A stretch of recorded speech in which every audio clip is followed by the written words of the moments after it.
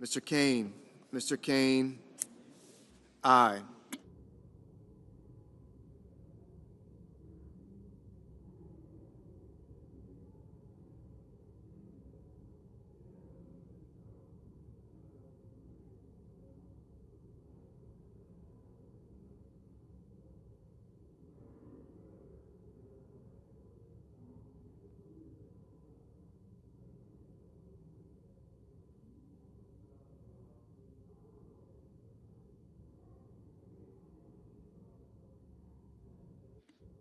Mrs. Blackburn, no.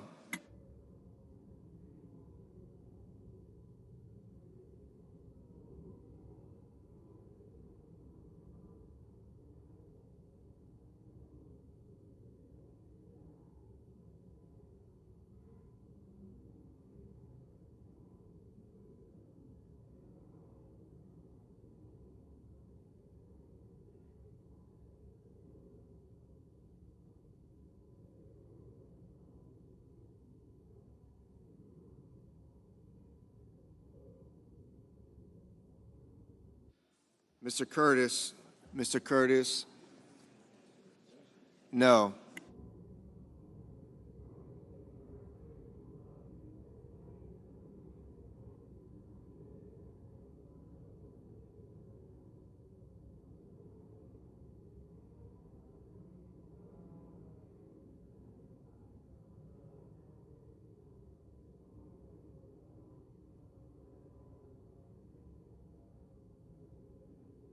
Mrs. Britt, no.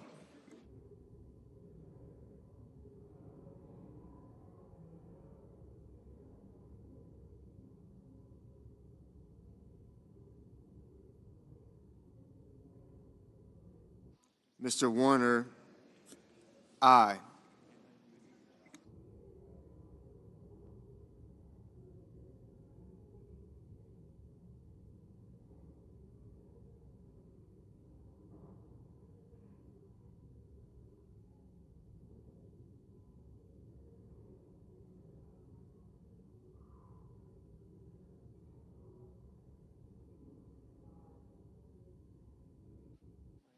Mr. Schatz,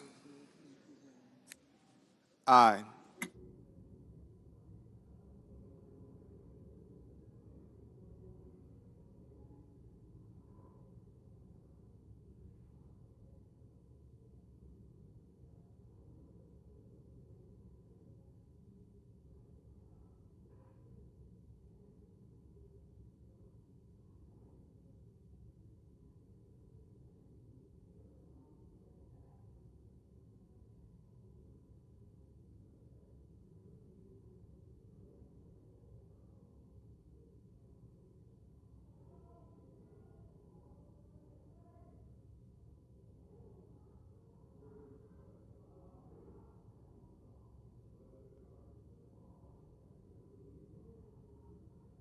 Mr. Warnock, aye. Mr. Daines, no.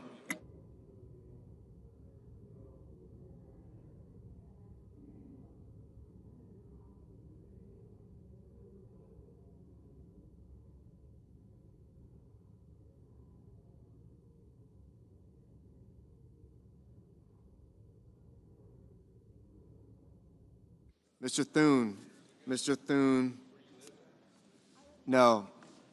Mr. McConnell, no.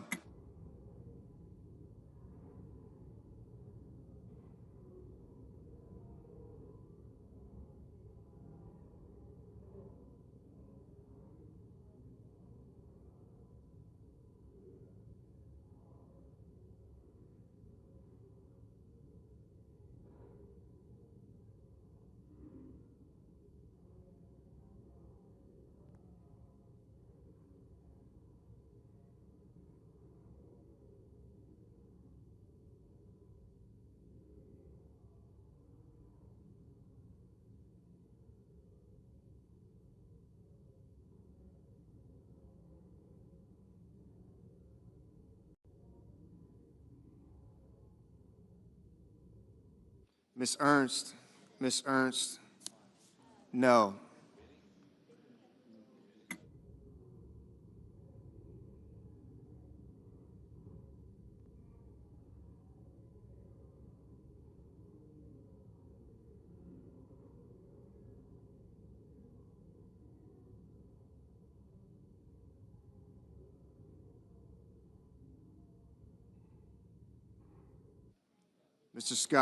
Mr. Scott of Florida, no. Mr. Johnson, no. Mr. Lee, no.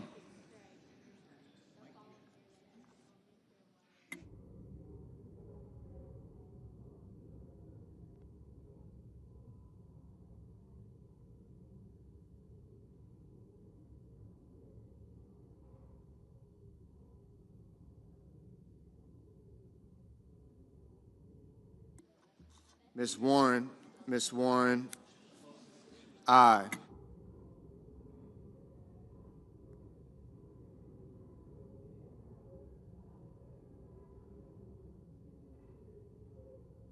Mr. Hoven, no.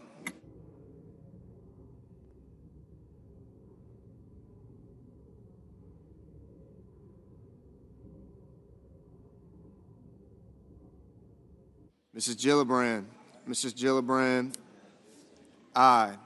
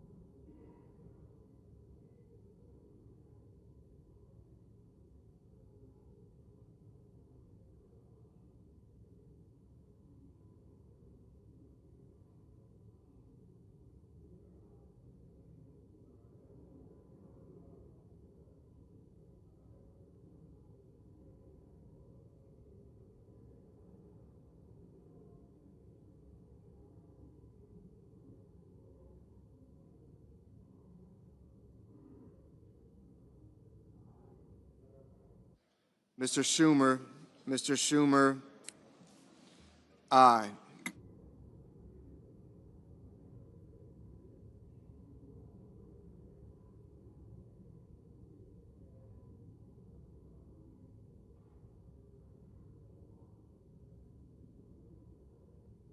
Ms. Murkowski, no.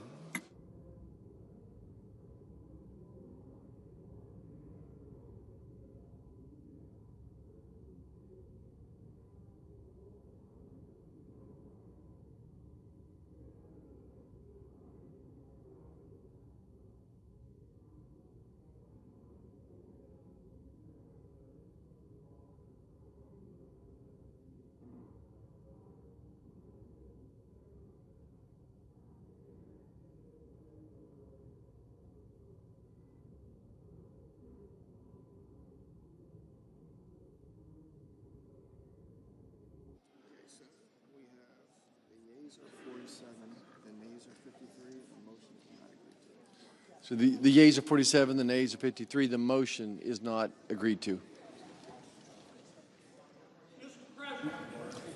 The senator from Louisiana. Mr. President, we just spent 13 hours doing motions. Does the senator want to call up his amendment? Mr. President, I call up my amendment 2772 and ask that it be reported by number.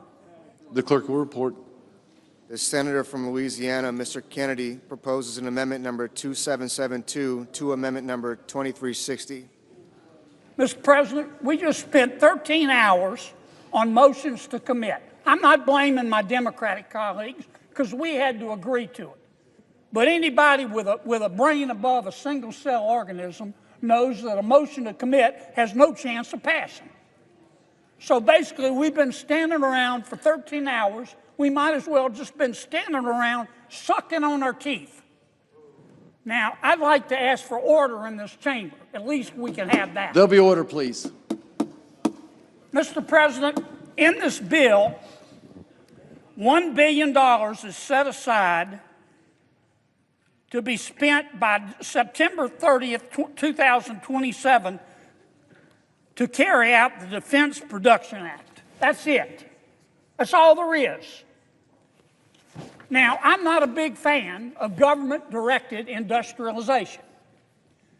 Government-directed industrialization is when government, with its superior instincts and infallible judgment, decides to pick winners and losers in the private sector. This business gets some money, but you, Ms. Businesswoman, you can't have the money. I'm against that for two reasons. Number one, it's immoral. It's unfair to people who don't get the money, the gift from government. And number two, when government does it, when it picks winners and losers, government consistently picks losers. Now, I was against it in the prior administration. And just recently in my committee, subcommittee, we had a hearing where the prior administration handed out $90 billion in the last 76 days of its administration in gifts and loans to entities in the private sector. And I raised fresh hell. And now we're about to do it again. $1 billion. Now and that's all it says, $1 billion to be spent, period. Now, I have been told that the Secretary of Energy and the Secretary of the Interior are going to decide in their unfettered discretion who's going to get this money in the private sector. And they are both two good men. I know that both of those secretaries, I voted for them. They are total ballers. I love them to death. But when I'm in Washington, I live by this adage: trust in God, but tie up your camel. Trust in God, but tie up your camel. This bill will say they can give these gifts and grants to whomever they want, but Congress has to approve them. Now, about, an hour ago, I got a call from one of my supporters, Mr. President. And you know what he said to me? He said, Kennedy, for your own good, you need to pull down this amendment. You have to pull down this amendment. Kennedy, for your own good, you have to pull down this amendment. And you know what I told him, Mr. President? I said, Scooter, there are only two things I have to do in this world: be cool and die. And I'm not pulling down this amendment. It wasn't right when it was done in the prior administration. It's not right now that we're in charge. This is Congress's job, and by God, we ought to do it, and I reserve my time.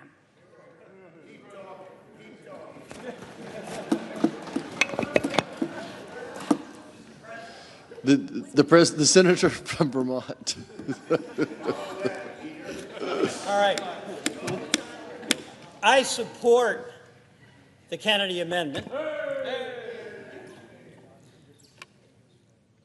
but not for the reasons my friend from Louisiana does. I think that there should be some flexibility and there should be some governmental policy that helps our industry. And I do agree that the president should have some power. What I do not believe is that the Congress should be powerless. And that's what we have become, ceding our Article I authority to a chief executive, and I don't care whether it's a Republican or Democrat. The most important branch is the Article I branch because we are the closest to the people. And how is it that we have in this bill $1 billion that goes to an executive to be spent in ways we have no input as to how it will be spent? We have no accountability. We have no way to tell the people we represent how this money is being spent and why.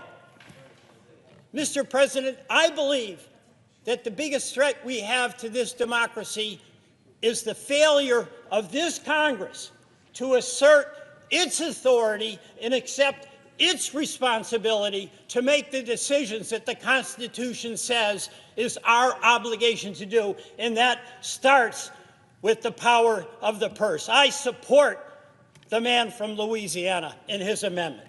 I yield the floor. Mr. President, how much time do I have? Mr. President, I understand my esteemed colleague and I disagree. Okay. The senator from Louisiana has 30 seconds, and the senator from South Carolina has 4 minutes. Thank you, Scooter. I'm Mr. President. Mr. President, I appreciate my colleague's support. I don't mean any disrespect to anybody. But this town operates on two wrongs, don't make it right, but they do make it even. It's time that Congress have a say in how the money's being spent. And this doesn't say the money can't be spent.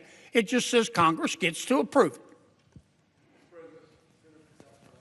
Mr. President, I really like my good friend from the great state of Louisiana. And Scooter's cousin Bubba called me recently. And I got to tell you that there's no doubt in my mind that the importance of the Defense Production Act is undeniable. And specificity is a necessary component for us to have our oversight. And that is why this administration, unlike the last administration, has committed to making sure that we understand how the resources in the DPA will be spent. We have that commitment on a quarterly basis to receive the necessary information so that we understand with great clarity and transparency how the dollars within the DPA will be spent. But here's what we also know, that we remain reliant on China for critical minerals. Here's what we know, that the United States of America, the city on the hill, remains dependent on foreign powers for our necessary resources. We are not self-reliant in areas that matter the most to the American people and, frankly, to America's future. Now, you can think of this as just hyperbole, but the fact of the matter is clear when you look back to recent issues like COVID and PPE. We were begging China to help the American people, Mr. President. We were begging China for medicine, masks. We cannot allow this great nation to be dependent on other nations. We must become more self-reliant. And in the spirit of self-reliance, this administration, whom I will say, I trust President Trump. I trust his word to produce the results we need for this nation, to make sure that we are self-reliant, and I trust the president to produce the information that will satisfy my good friend, Senator Kennedy. But let me close with this. We need the DPA, and we need the funding at the levels requested. We must make sure we always have the resources to produce for ourselves if there's another COVID. In the same way that we use the DPA to build levees and flood walls after Hurricane Katrina, we need to make sure we have the resources in place for natural emergencies.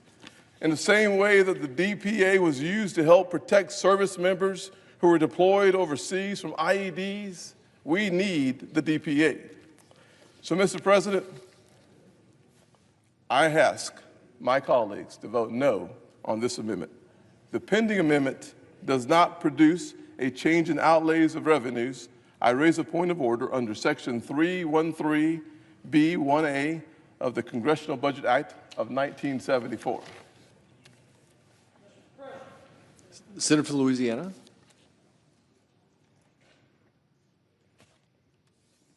Excuse me, Mr. President. Take your time. Thank you, sir. Pursuant to Section 904 of the Congressional Budget Act of 1974, I move to waive the point of order, reminding the body that I'm not striking the spending, reminding the body that I'm not striking the spending. I'm just asking Congress to approve it. And I ask for the ayes and nays. Is there sufficient second? There appears to be. The court will call the roll. Ms. Also Brooks.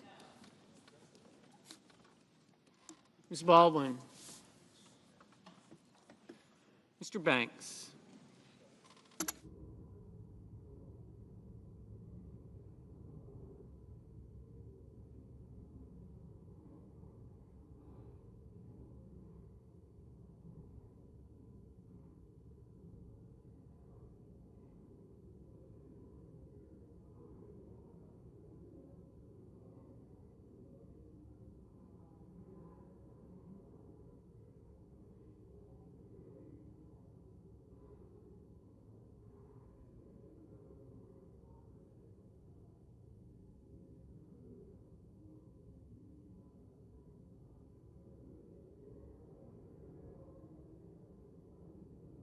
Mr. Barrasso.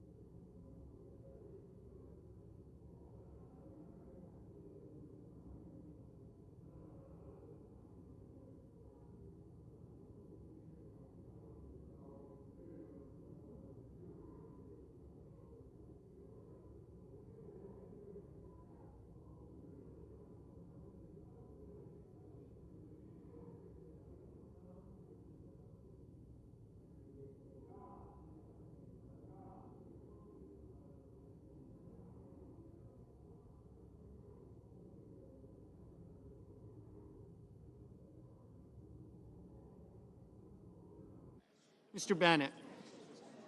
Mrs. Blackburn. Mr. Blumenthal. Ms. Blunt Rochester. Mr. Booker.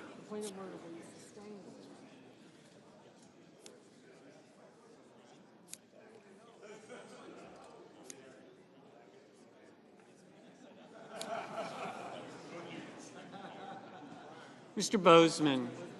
Mrs. Britt.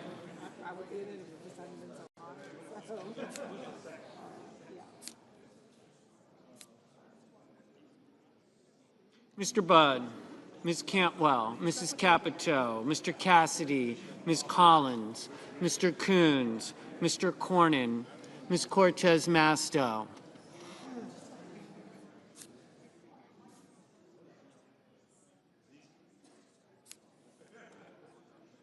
Mr. Cotton, Mr. Kramer, Mr. Crapo,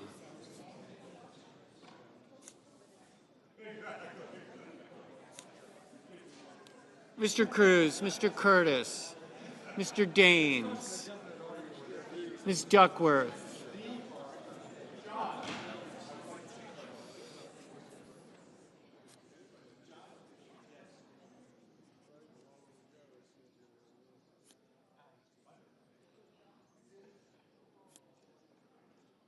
Mr. Durbin,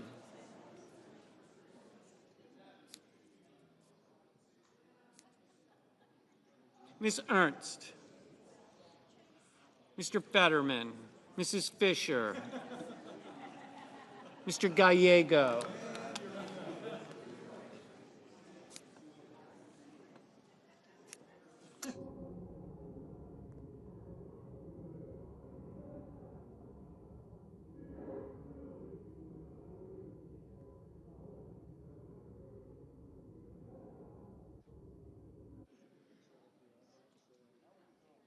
Mrs. Gillibrand, Mr. Graham, Mr. Grassley, Mr. Haggerty, Ms. Hassan, Mr. Hawley, Mr. Heinrich, Mr. Hickenlooper, Ms. Hirono,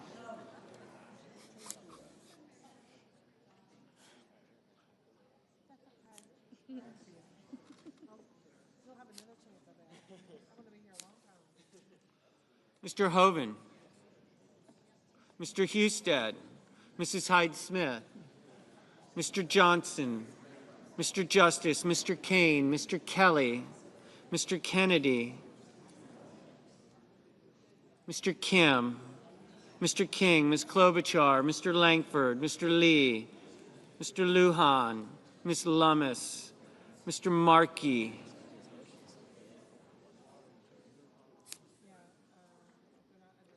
Mr. Marshall, Mr. McConnell, Mr. McCormick,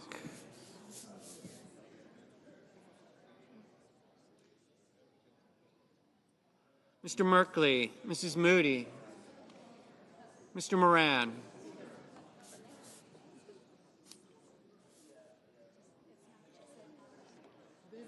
Mr. Moreno, Mr. Mullen, Ms. Markowski, Mr. Murphy, Mrs. Murray, Mr. Ossoff, Mr. Padilla, Mr. Paul, Mr. Peters, Mr. Reed, Mr. Ricketts, Mr. Risch, Ms. Rosen, Mr. Rounds, Mr. Sanders, Mr. Schatz, Mr. Schiff, Mr. Schmidt, Mr. Schumer, Mr. Scott of Florida, Mr. Scott of South Carolina, Mrs. Shaheen, Mr. Sheehy, Ms. Slotkin, Ms. Smith, Mr. Sullivan, Mr. Thune, Mr. Tillis, Mr. Tuberville, Mr. Van Hollen, Mr. Warner, Mr. Warnock, Ms. Warren, Mr. Welch, Mr. Whitehouse, Mr. Wicker, Mr. Wyden, Mr. Young.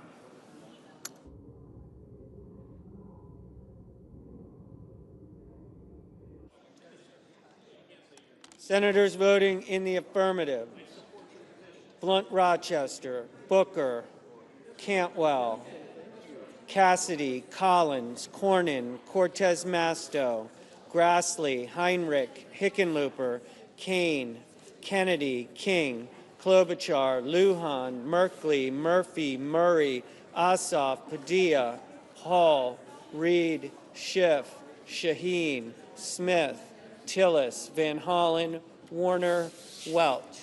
Ms. Hassan, aye.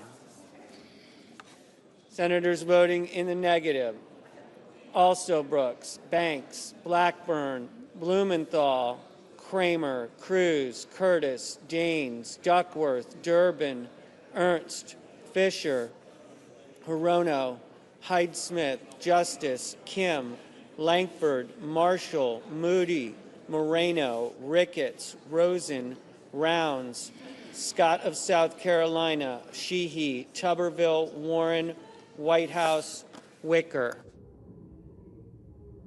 Mr. Haggerty, no. Mr. Schatz, no.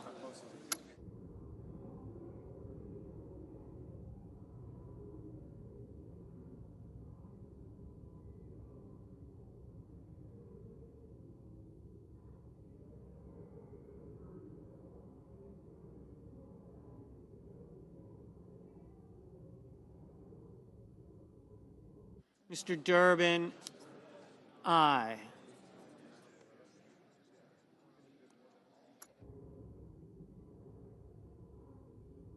Mr. Husted, no. Ms. Slotkin, no. Mr. Cotton, no. Mr. Schumer, aye.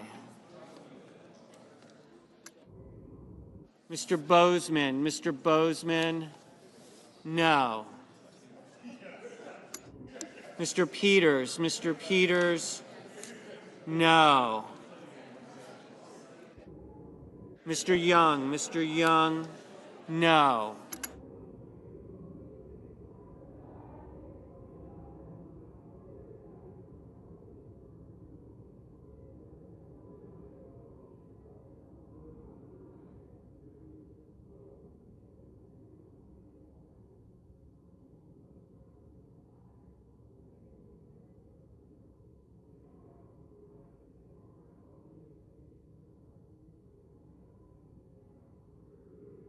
Mr. Hoven, no. Mr. Warnock, aye.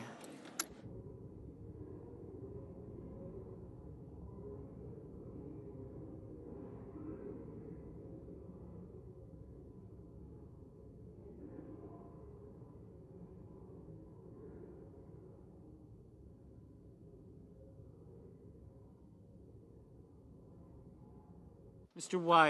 Wyden, aye.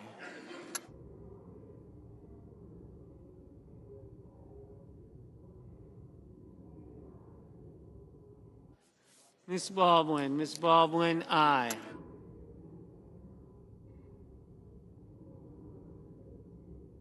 Mr. Moran, no. Mrs. Capito, no. Mr. Mullen, no.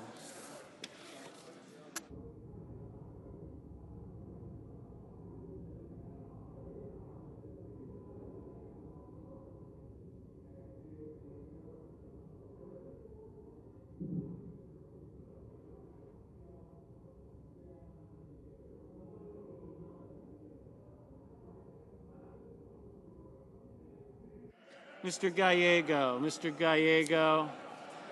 aye.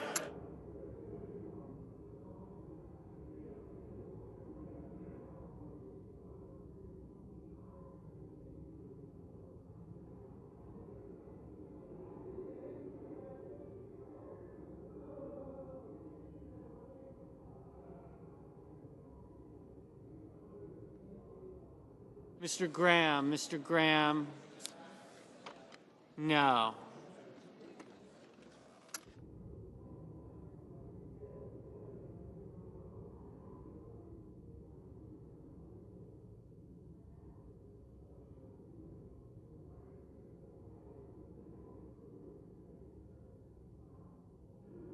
Ms.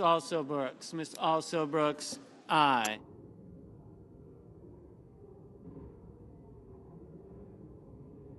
Mr. Markey, no.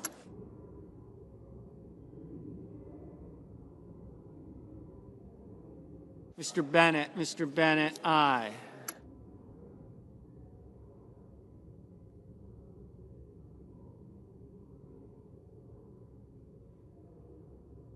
Mr. Cornyn, no. Mr. McCormick, no.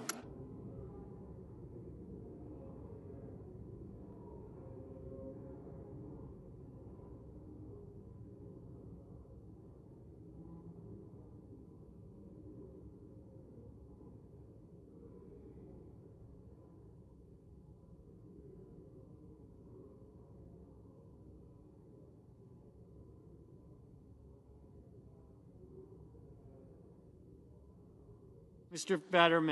Fetterman, aye. Mr. Coons, aye.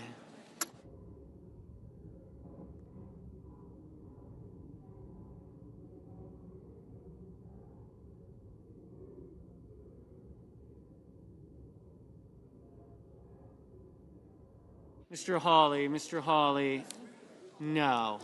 Mr. Sanders, aye.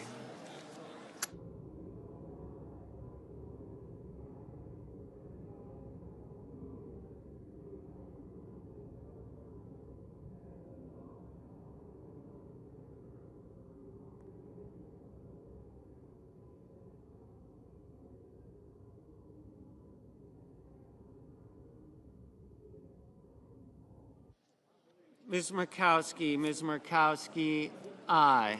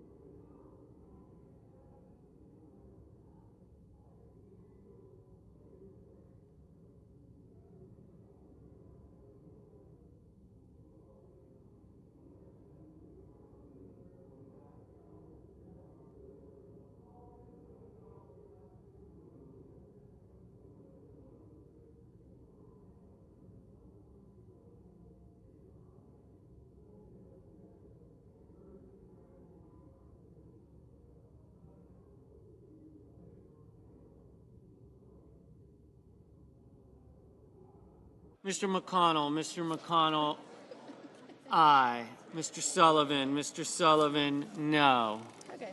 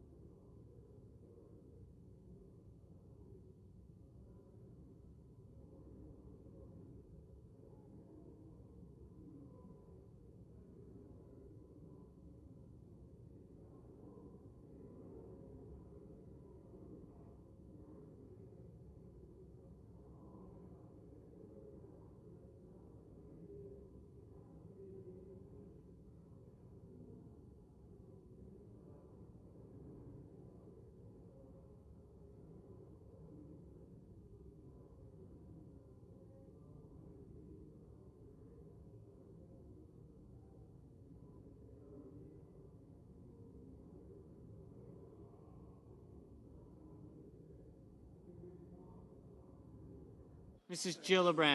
Gillibrand, aye.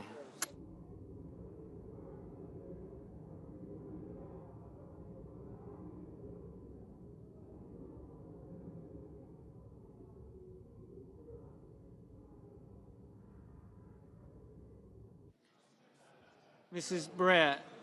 Brett, no.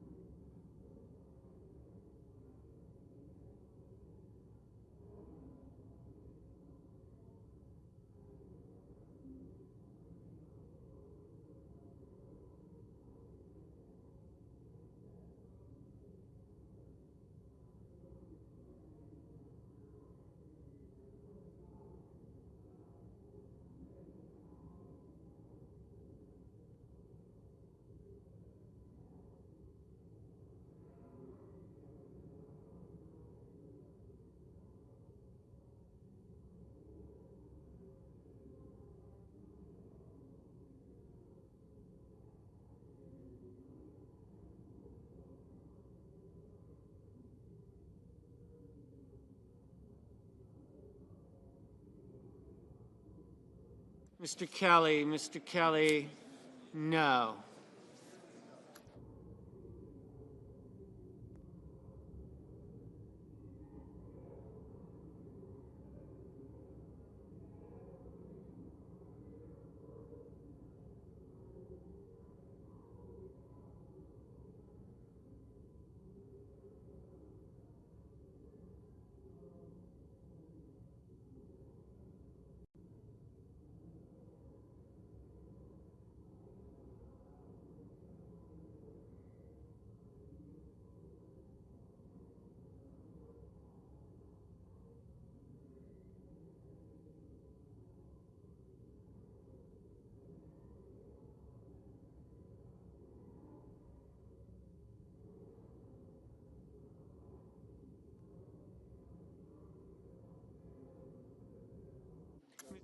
Mrs. Gillibrand. Mrs. Gillibrand. Thanks. Aye.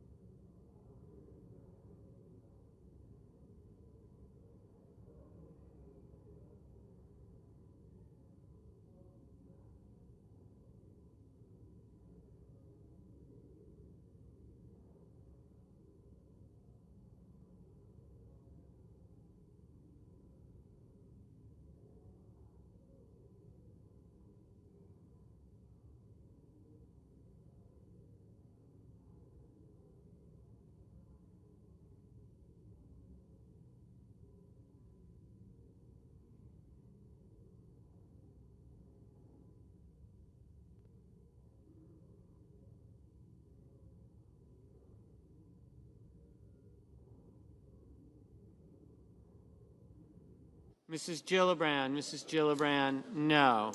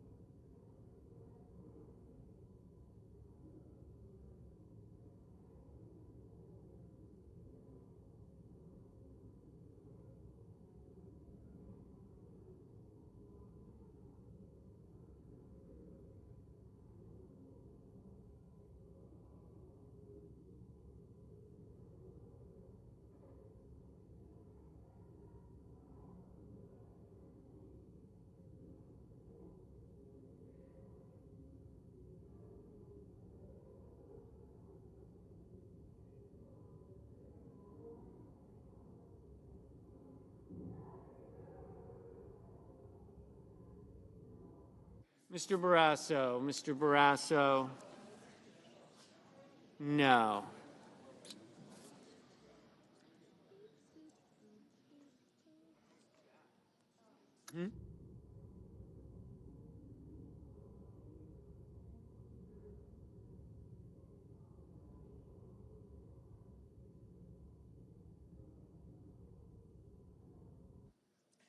Ms. Lummis. Ms. Lummis. No.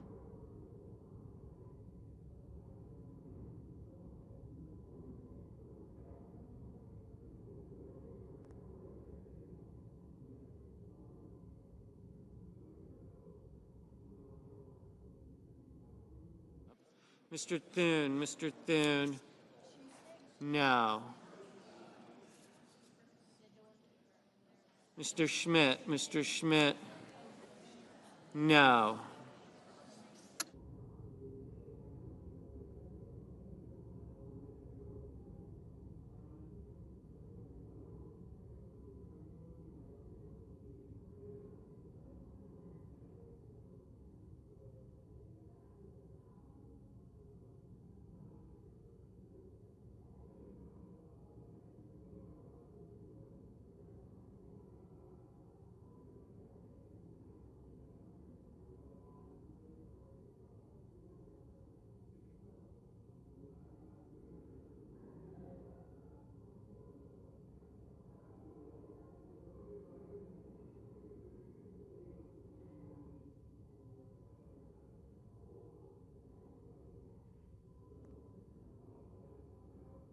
Mr. Lee. Mr. Lee. No. Mr. Johnson. Mr. Johnson. No.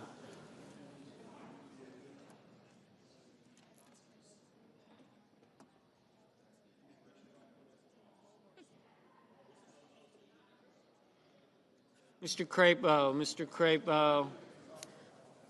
No. Mr. Risch. Mr. Risch. No.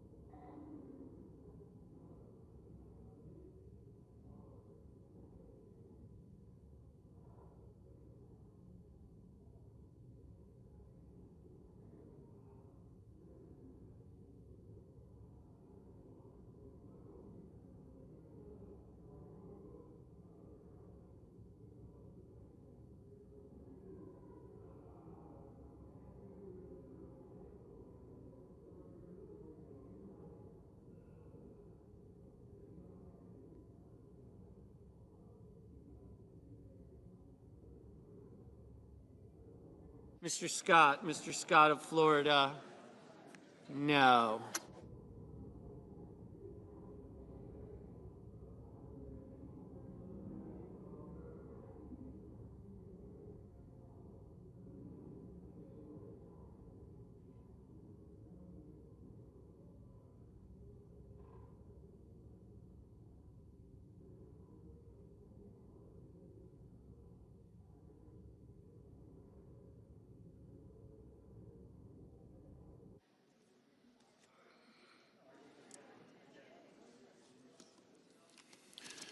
On this vote, the yeas are 42, the nays are 58. 3/5 of the senators duly chosen and sworn not having voted in the affirmative. The motion is not agreed to. The point of order is sustained and the amendment falls.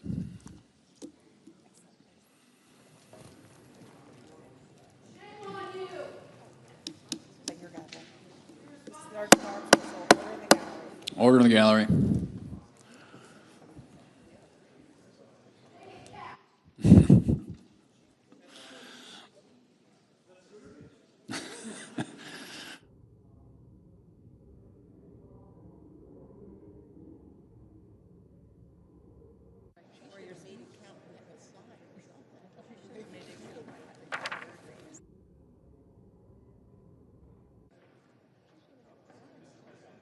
Mr. President, Senator from Maryland. I have a motion to commit at the desk. Clerk will report. The senator from Maryland, Ms. Alsobrooks, moves to commit the bill, H.R. 1, to the Committee on Finance with instructions. I ask that further reading of the motion be dispensed with. Without objection. I want to know if my colleagues on the other side of the aisle believe that there are some Americans so wealthy that perhaps they don't need a tax break at the expense of health care and food for our most vulnerable constituents. So I'll kick off this dialogue by raising a common sense idea. We can save health care for millions of Americans if we strip out tax giveaways for individuals making more than $10 million. Yes or no? President Trump claims to fight for the working class, yet we have before us a bill that gives tax breaks to the top 1% that will be paid in cuts to Medicaid, SNAP, and more, programs that serve hard-working Americans. So I ask, do you want community hospitals or another giant mansion for a billionaire? Should we save health care and nutrition assistance for millions of Americans by stopping giant tax giveaways at $10 million? If my colleagues on the other side want to put their money where their mouth is, then they'll say yes. I yield. Mr. President. Thank you, Mr. President. Well, Senator Kennedy talked about Scooter and Senator Scott talked about Bubba. I want to talk about Jelly Roll. Turns out in a committee hearing with Jelly Roll, the country music rock singer, he grew up in Antioch, Tennessee. And I said, you remember Countryside Village? He said, well, they call it Countryside Meadow. I said, I used to live there. He said, I did too. It's a trailer park that's still standing on Richards Road in Nashville, Tennessee. Back in the late 70s and early 80s, I was living in that trailer park, and I was living with a family on the economic bubble. And I remember back then when President Reagan came in and he offered tax cuts, that everybody characterized those tax cuts as cuts for the rich. But let me tell you all, when we saw those tax cuts implemented, Tom Tillis and Jelly Roll ended up finding opportunities beyond our wildest imagination. So it turns out that those so-called tax cuts for the rich back then lifted me out of that situation into a high-tech career and now standing here before you in the U.S. Senate. This and several other amendments are amendments that are standing in the way of other people getting lifted out of that same trailer park. So ladies and gentlemen, on our side of the aisle and those over there, I hope you will join us. Shout loudly no. Thank you, Mr. President. Questions on the motion? All in favor say aye. Aye. Opposed, no. No. Noes appear to have it.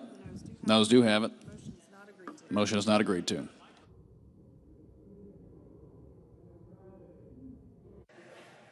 Senator from Arizona. Mr. President, I have a motion to commit at the desk. Clerk will report. The senator from Arizona, Mr. Kelly, moves to commit the bill, H.R. 1, to the Committee on Finance with instructions.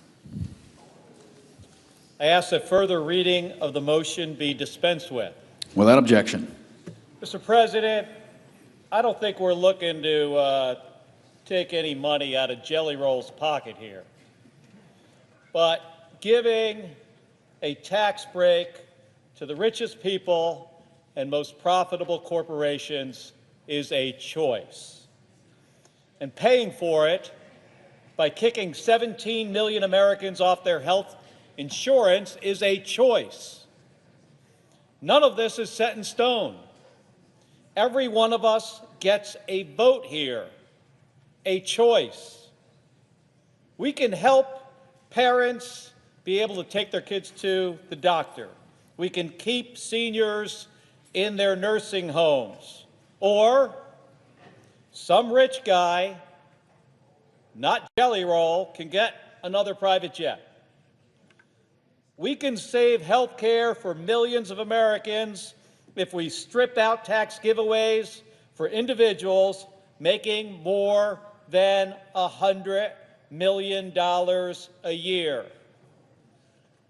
Yes or no?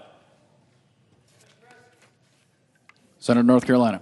The reality is, let's fast forward now to 2017. I was in this chamber when we passed TCJA.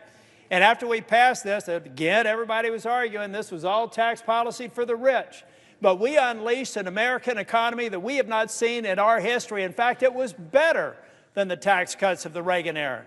Ladies and gentlemen, we need to get every bit of what we did in 2017 back on the books because people are not understanding the pro-growth nature of this tax policy.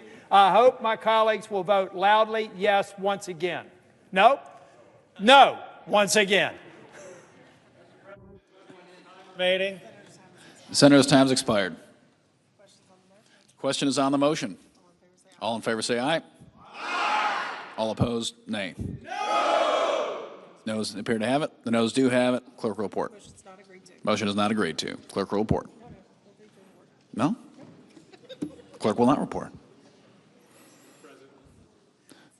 Senator from Connecticut. President, I have a motion to commit at the desk. Clerk will report. Senator from Connecticut, Mr. Murphy, moves to commit the bill H.R. 1 to the Committee on Finance of the Senate with instructions to report back the same to the Senate in 3 days, not counting. I'd ask that the further reading of the motion be dispensed with. Without objection. Mr. President, at the foundation of this bill is something very simple, the most massive transfer of wealth from the poor to the rich in the history of the country. That's essentially what we're talking about here. Now, that's really bad policy, but just as importantly, it is also deeply, deeply immoral. This bill is going to ruin people's lives. There are going to be moms who are going to watch their kids go hungry because of the cuts in SNAP. People are going to die when 17 million people lose their health care. And for what? To give an average $250,000 tax cut to the wealthiest families in America. We have tried to convince our colleagues to throw less people off their health care or to make the nutritional cuts a little bit easier to stomach, but they won't do it. So now we're just trying to address the other side of the immorality. This amendment would just say no tax cuts for people making over $500 million a year. If you are going to ruin people's lives by kicking them off their health care or cutting their food stamps, don't make the moral injury even worse by padding the pockets of the richest people in the country. Tax cuts for people making over $500 million a year while you throw 17 million people off their health care, yes or no? Senator from North Carolina. Mr. President, I'm guessing, well, they're probably focused a little bit less on me because I made an announcement this weekend, but you can already tell that this narrative is about how we're all about the wealthy. And I've already stipulated I have concerns with the Medicaid bill. You all know where I am on that. But we're talking about the tax bill. And there is nothing in this tax bill that I think falls short of extraordinary opportunity for economic growth that lifts up the very people that I grew up with. And for that reason, once again, I hope you will vote loudly no. Question is on the motion. All in favor say aye. Aye. All opposed, no. No. The noes appear to have it. The noes do have it. Motion is not agreed to. Mr. President. Senator from Maine.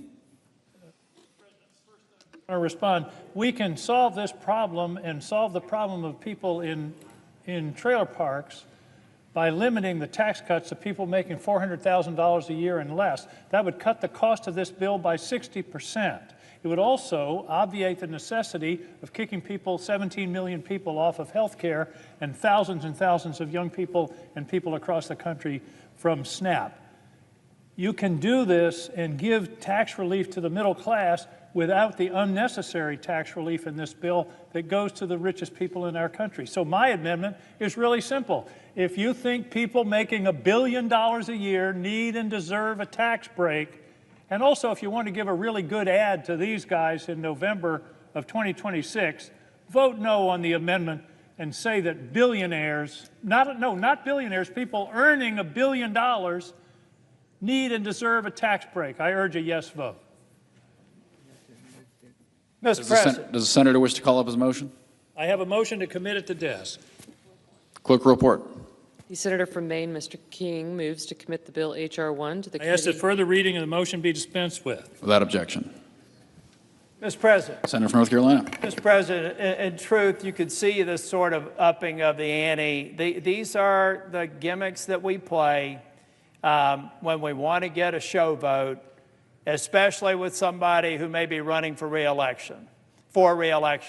We know that this isn't going to materially change things. Now, my friend from Maine knows where I am on health care, and I hope that we get things fixed. But this exercise, by virtue of it being a voice vote, tells you all you need to know about this process. And for that reason, I would suggest just one more loud no vote. Questions on the motion? All in favor say aye. Aye. All opposed, no. No. The noes appear to have it. The noes do have it. Motion is not agreed to. Mr. President. Senator from California. I have a motion to commit at the desk. Clerk will report.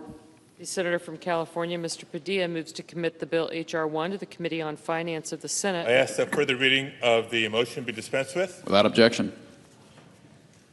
Colleagues on the other side of the aisle, I know that you take great pleasure in criticizing the federal deficit under Democratic administrations.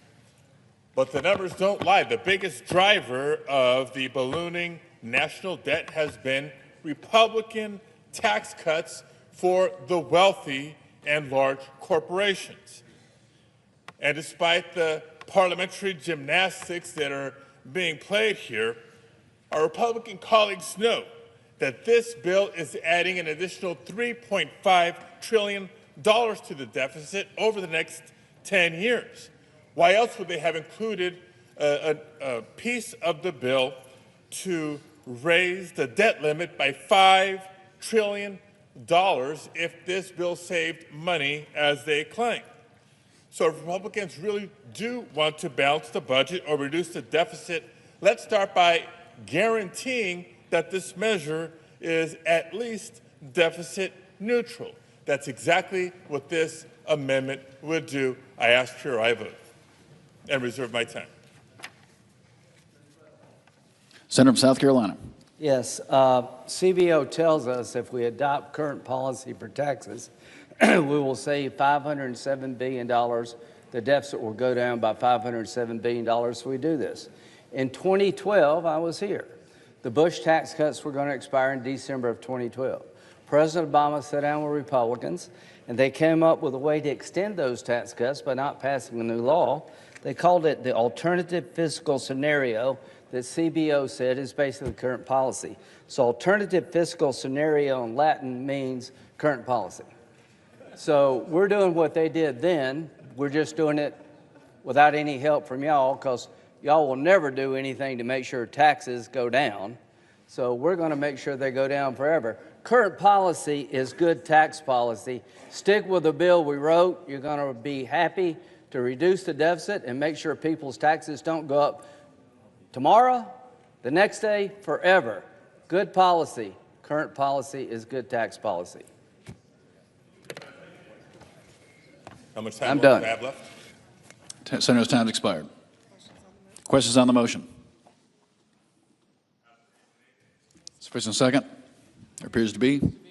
Clerk will call the roll. Ms. Also-Brooks. Ms. Baldwin.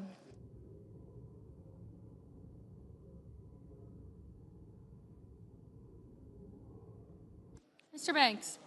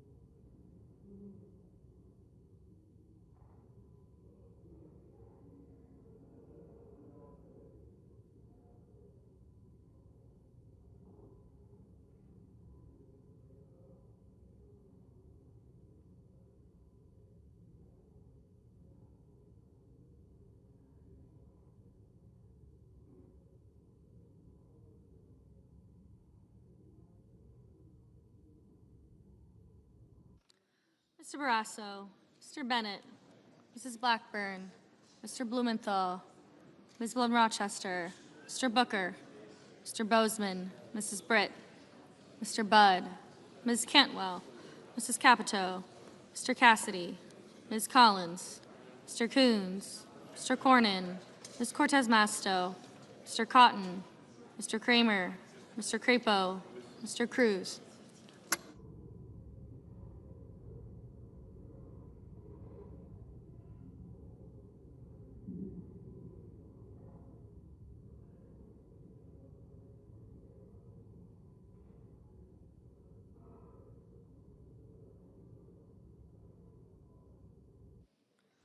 Mr. Curtis, Mr. Daines, Ms. Duckworth, Mr. Durbin, Ms. Ernst, Mr. Fetterman, Mrs. Fisher, Mr. Gallego, Mrs. Gillibrand,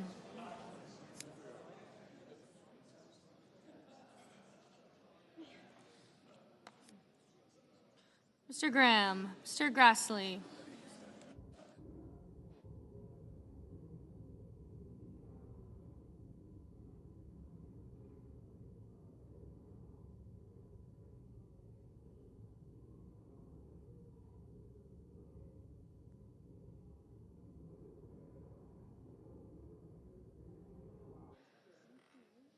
Mr. Grassley, Mr. Haggerty, Ms. Hassan, Mr. Hawley,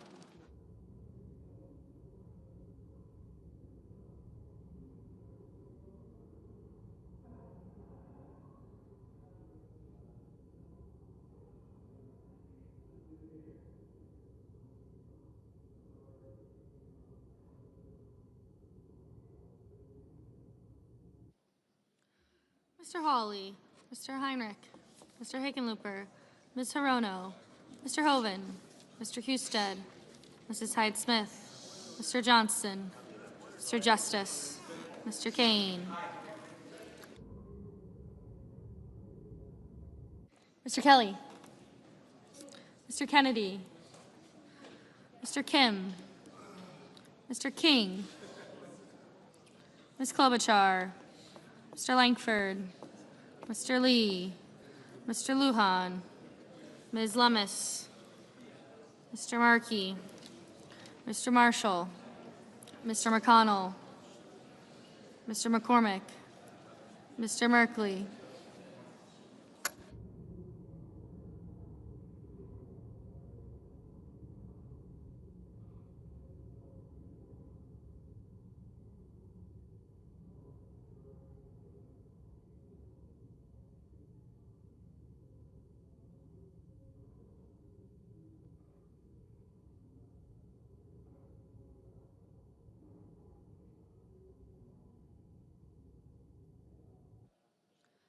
Mrs. Moody, Mr. Moran, Mr. Marino, Mr. Mullen, Ms. Murkowski, Mr. Murphy, Mrs. Murray, Mr. Ossoff, Mr. Padilla, Mr. Paul.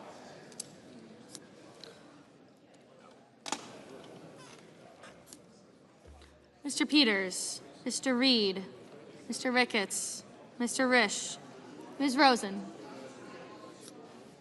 Mr. Rounds, Mr. Sanders, Mr. Schatz, Mr. Schiff, Mr. Schmidt, Mr. Schumer, Mr. Scott of Florida, Mr. Scott of South Carolina, Mr. Shaheen, Mr. Sheehy,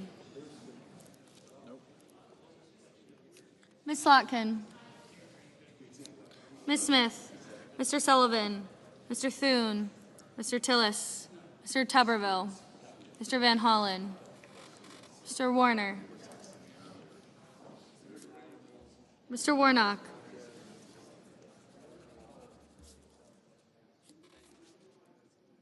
Ms. Warren, Mr. Welch, Mr. Whitehouse, Mr. Wicker, Mr. Wyden, Mr. Young.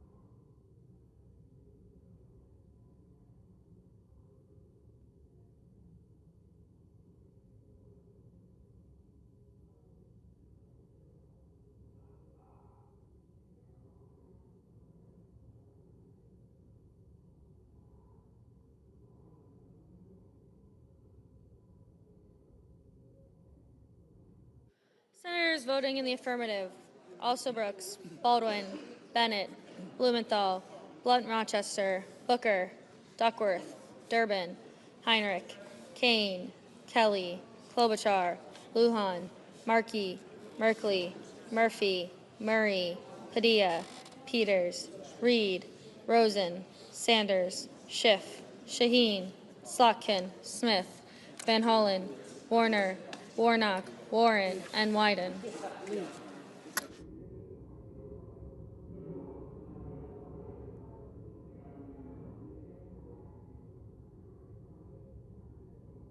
Mr. Welch. Mr. Welch, aye. Ms. Hirono. Ms. Hirono, aye. Mr. Kim, aye. Senators voting in the negative: Banks, Blackburn, Bozeman, Britt, Budd, Cassidy, Collins, Cornyn, Cotton, Kramer, Crapo, Curtis, Daines, Ernst, Fisher, Graham, Haggerty, Hawley, Husted, Johnson, Justice, Lummis, Marshall, Moody, Marino, Ricketts, Risch, Rounds, Schmidt, Sheehy, Tillis, Tupperville, and Young. Ms. Hassan, aye. Mrs. Capito, no.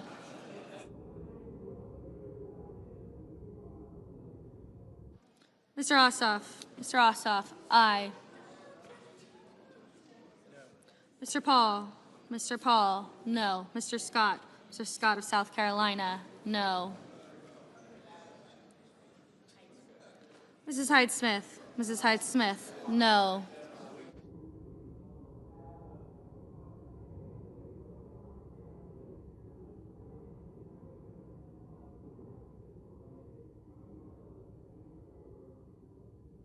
Mr. Gallego, aye.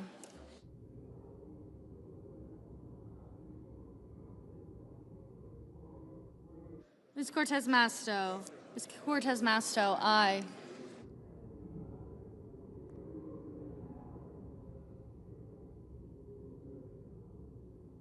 Mr. Schumer, aye.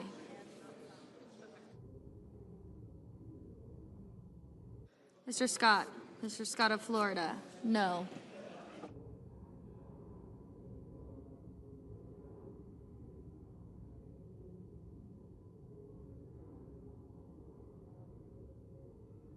Mr. Coons, aye.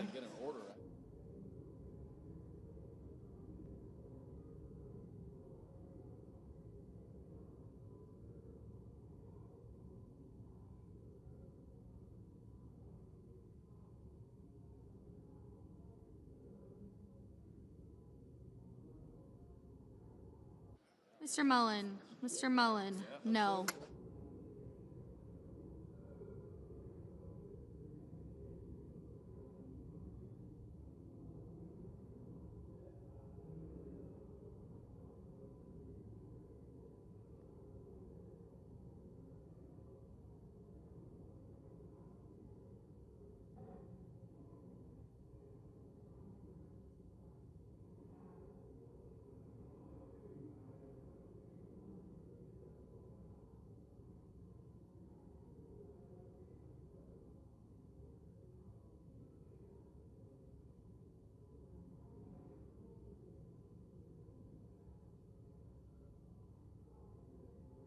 Ms. Cantwell, aye.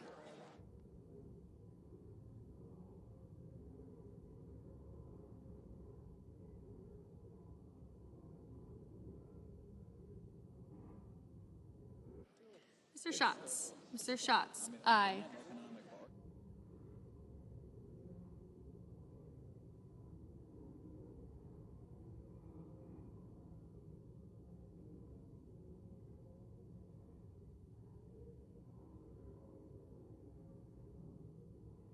Mr.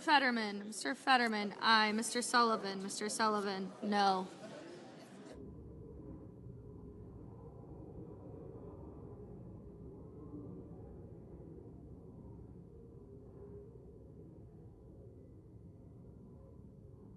Mr. Whitehouse. Mr. Whitehouse, aye. Mr. Hoven. Mr. Hoven, no. Mr. Langford. Mr. Langford, no.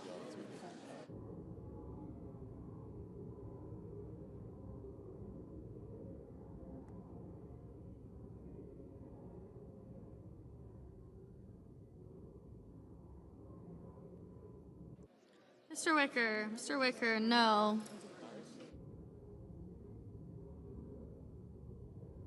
Mr. Hickenlooper. Mr. Hickenlooper, aye.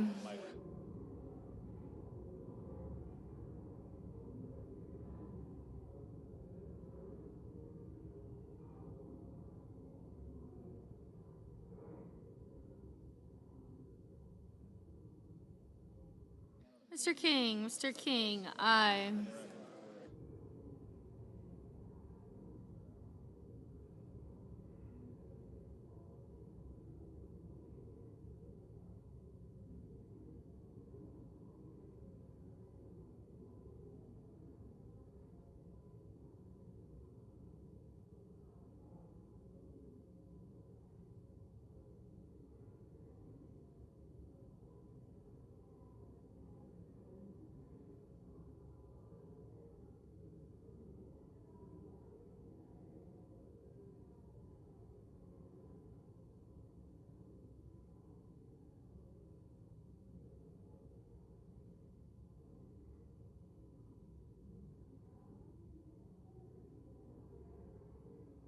Mrs. Gillibrand. Mrs. Gillibrand, aye.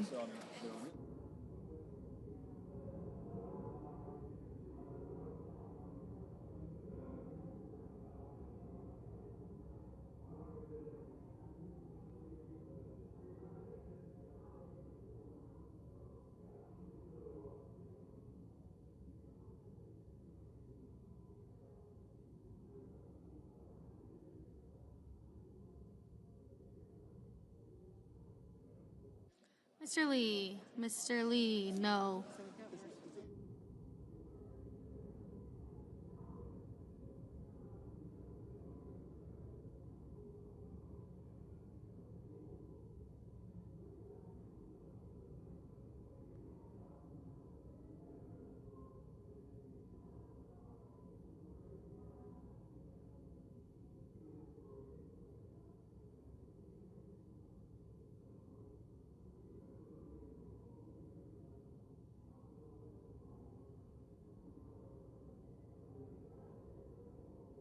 Mr. Moran.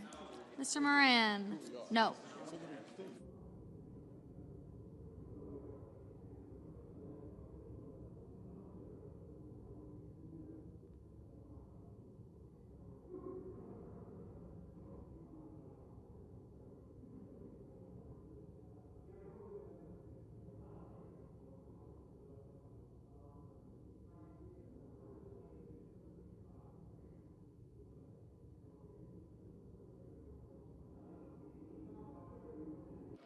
Mr. Grassley. Mr. Grassley, no.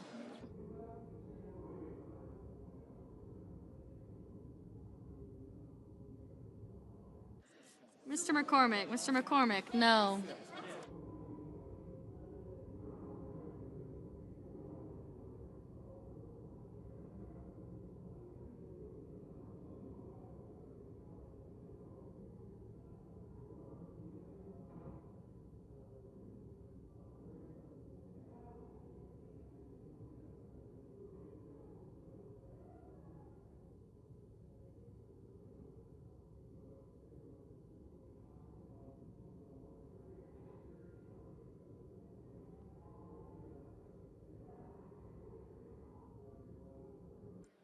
Mr. Cruz. Mr. Cruz, no.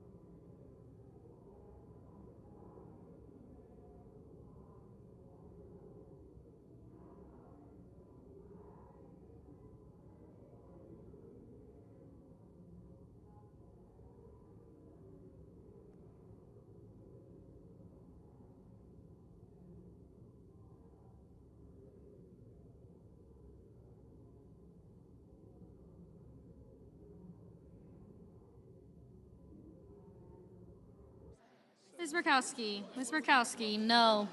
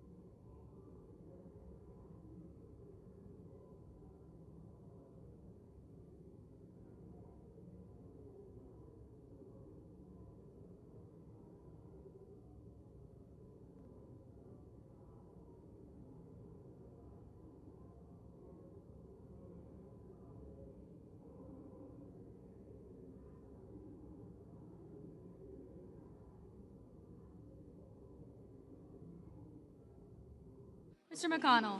Mr. McConnell, no.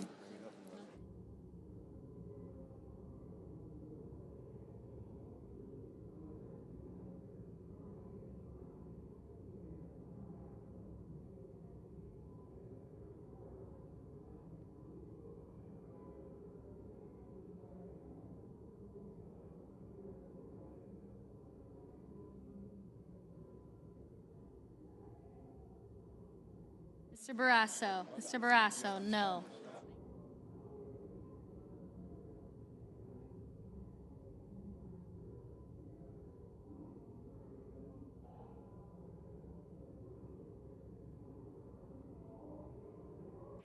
Mr. Thune. Mr. Thune, no.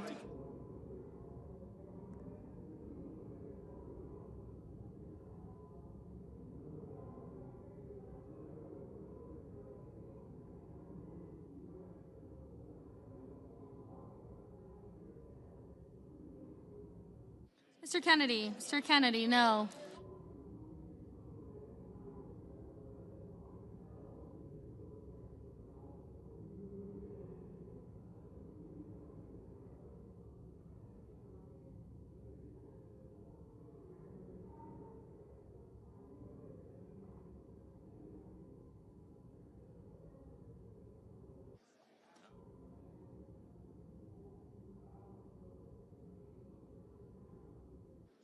The yeas are 47, the nays are 53. The motion is not agreed to.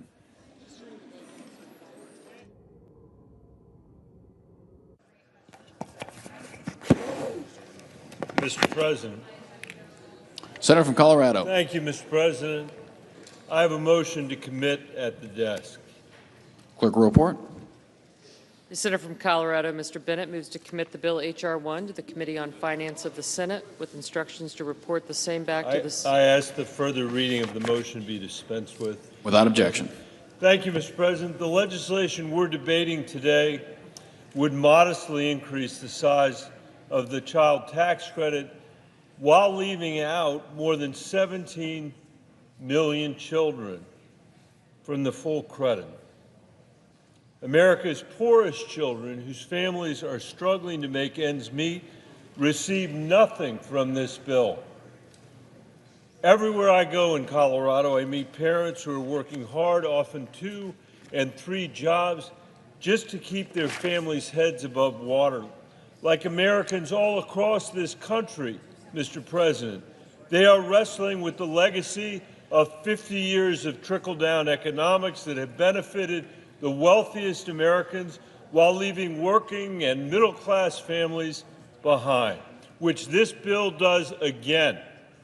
Today, the United States boasts one of the highest childhood poverty rates in the industrialized world. This is a moral disgrace. but we know how to end childhood poverty in this country. In 2021, we expanded the child tax credit and our childhood poverty. We cut it nearly in half and hunger by a quarter. Senator's time's expired. Thank you, Mr. President. We should refuse to pass a bill that adds millions to our debt in order to cut taxes for the wealthiest while doing nothing for our kids. I urge my colleagues to support this amendment to the bill. Thank you, Mr. President. Mr. President. Senator from Idaho. Mr. President, the Democrats contend that they want to increase and expand the child tax credit and ensure that big corporations and ultra-wealthy pay their fair share. Despite the rhetoric behind these claims, I remind my colleagues that Republicans created the child tax credit, expanded its availability, and doubled the amount of the credit in the TCJA, which we are working on tonight. This bill not only makes that doubled child tax credit permanent, but also increases it, providing significant relief for families. In addition, as a result of the TCJA cutting taxes for overwhelmingly the majority of Americans, with the middle class receiving the largest proportional benefit of these cuts, Republicans made the tax code more progressive, not less. The legislation before us makes those tax provisions permanent. Americans deserve more than empty platitudes. They deserve meaningful tax relief and real results. The question is on the motion. I ask for the yeas and nays. Is there a second? There appears to be. Clerk will call the roll. Ms. Alsobrooks. Ms. Baldwin. Thank you. Mr. Banks. McCormick. Britt. Curtis. I got you. Thank you, sir. Thank you. Thank you.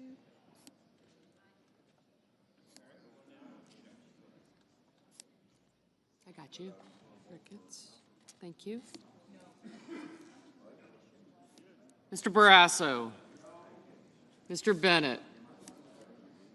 Mrs. Blackburn. Okay, thank you.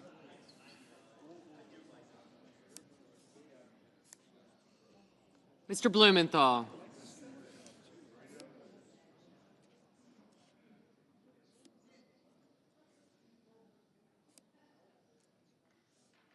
Ms. Blunt Rochester.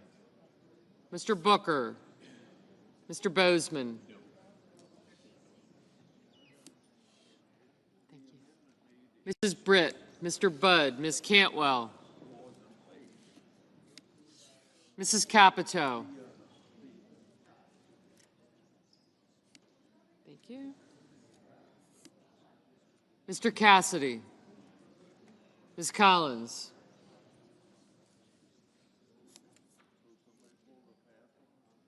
Mr. Coons.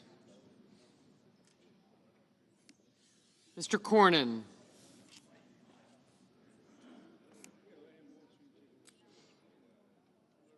Ms. Cortez Masto.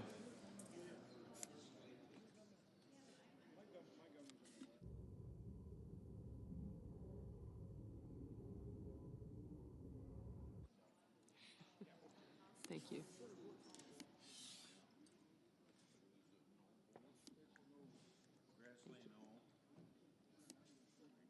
Thank you.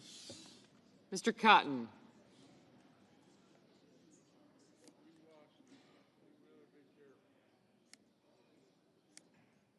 Mr. Kramer. Mr. Crapo. Mr. Cruz.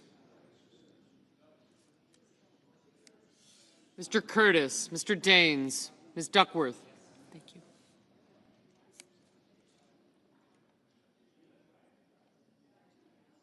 Mr. Durbin, Ms. Ernst, Mr. Fetterman, Mrs. Fisher, Mr. Gallego,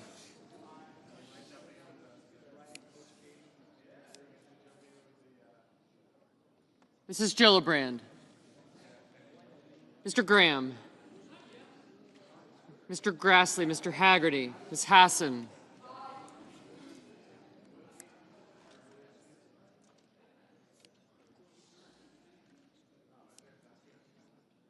Mr. Hawley. Mr. Heinrich. Mr. Hickenlooper. Ms. Hirono.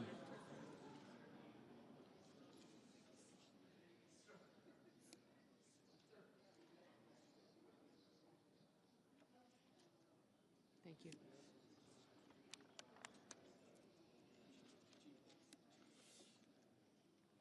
Mr. Hoven, Mr. Husted. Mrs. Hyde-Smith. Mr. Johnson. Mr. Justice.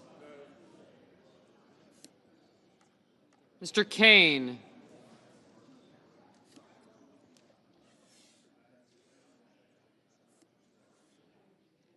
Mr. Kelly. Mr. Kennedy. Mr. Kim. Mr. King.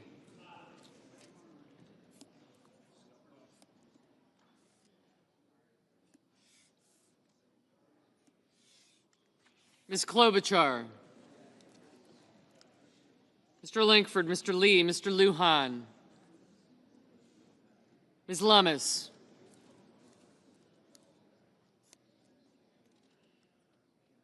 Mr. Markey. Mr. Marshall, Mr. McConnell, Mr. McCormick, Mr. Merkley, Mrs. Moody, Mr. Moran, Mr. Marino, Mr. Mullen, Ms. Murkowski.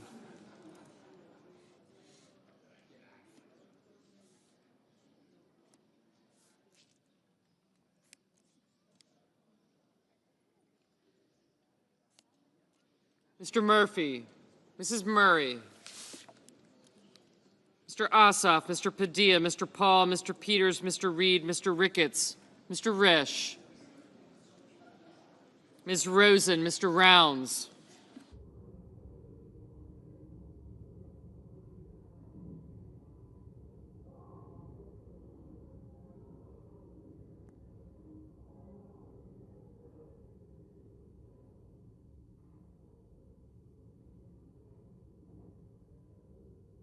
Ms. Rosen, Mr. Rounds, Mr. Sanders, Mr. Schatz, Mr. Schiff, Mr. Schmidt, Mr. Scott of Florida, Mr. Scott of South Carolina, Mrs. Shaheen, Mr. Sheehy,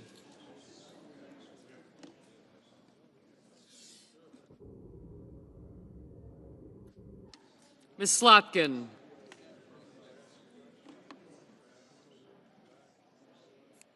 Ms. Smith, Mr. Sullivan, Mr. Thune, Mr. Tillis, Mr. Tuberville, Mr. Van Hollen, Mr. Warner, Mr. Warnock, Ms. Warren, Mr. Welch,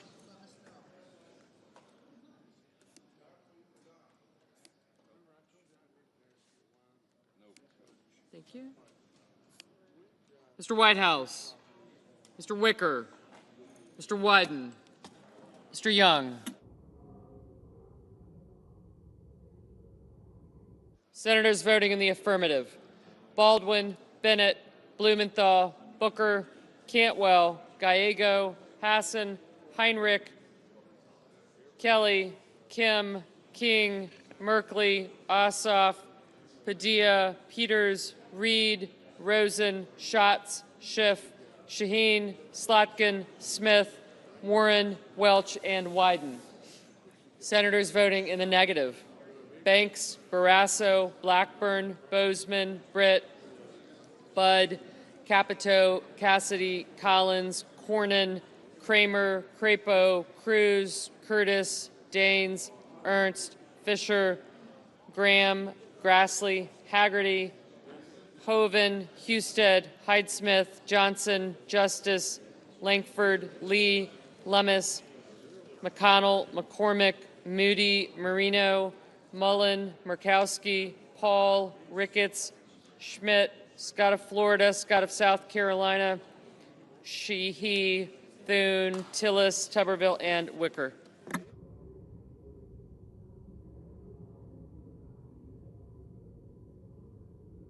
Ms. Hirono, aye.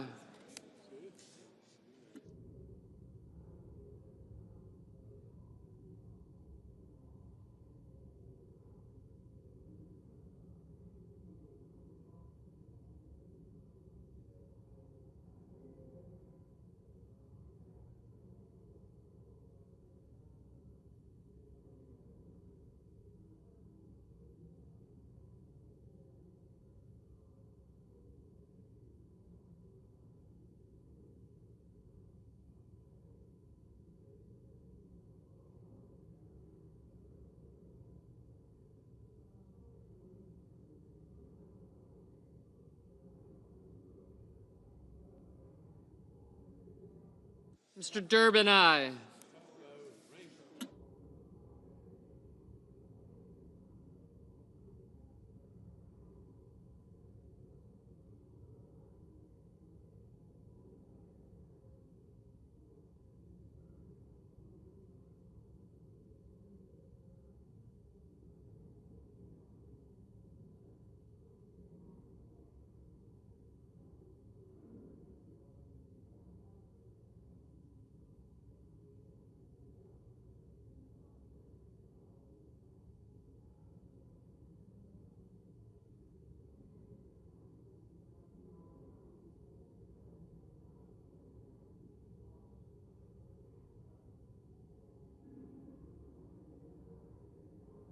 Ms. Cortez Masto, aye.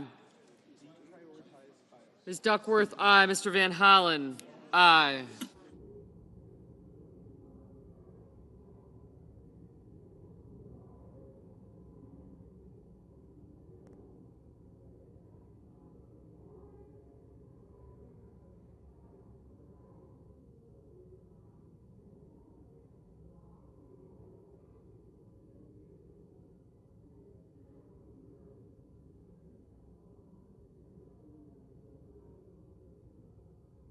Mr. Hickenlooper, aye.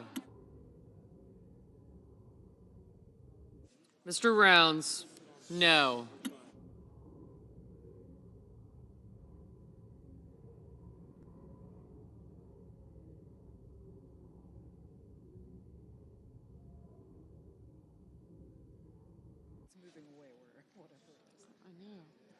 Mr. Kane, aye.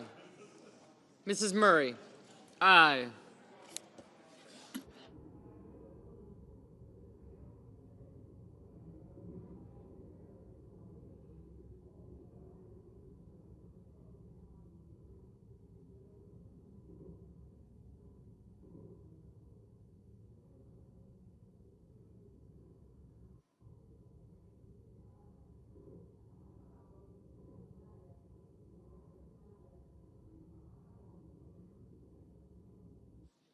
Mr. Kennedy, no.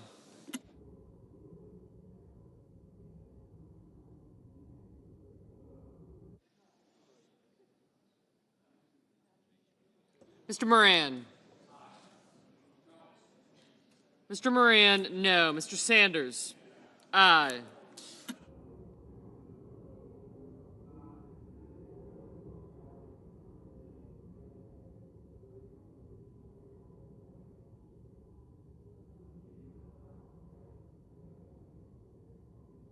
Mr. Markey, aye.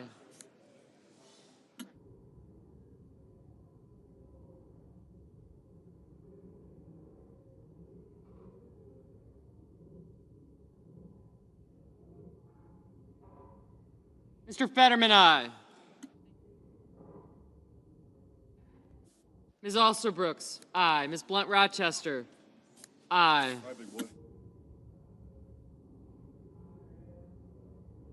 Mr. Lujan, aye. Mr. Warner, aye.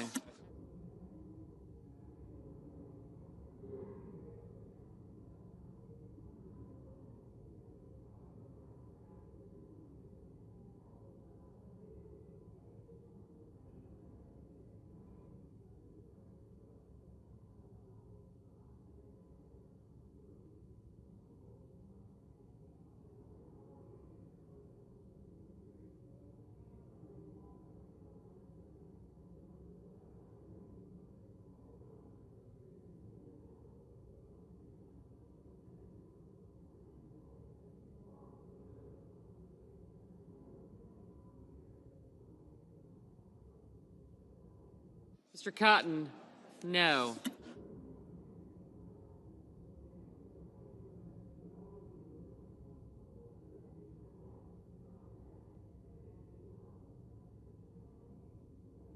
Mr. Coons, aye. Mrs. Gillibrand, aye. Ms. Klobuchar, aye.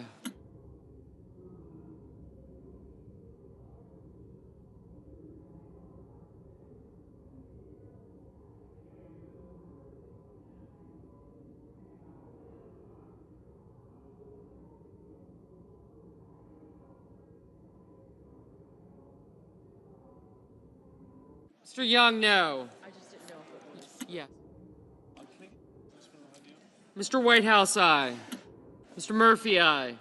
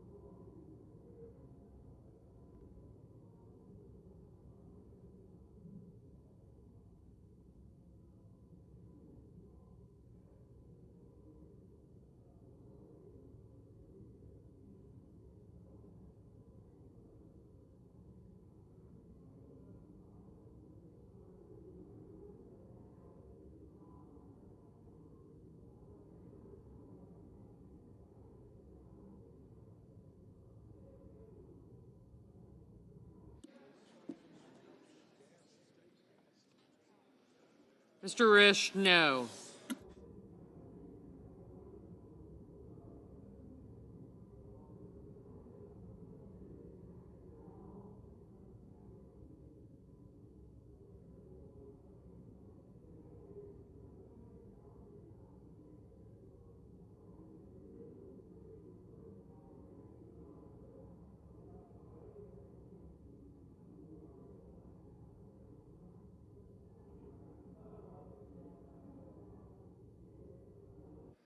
Mr. Hawley, no.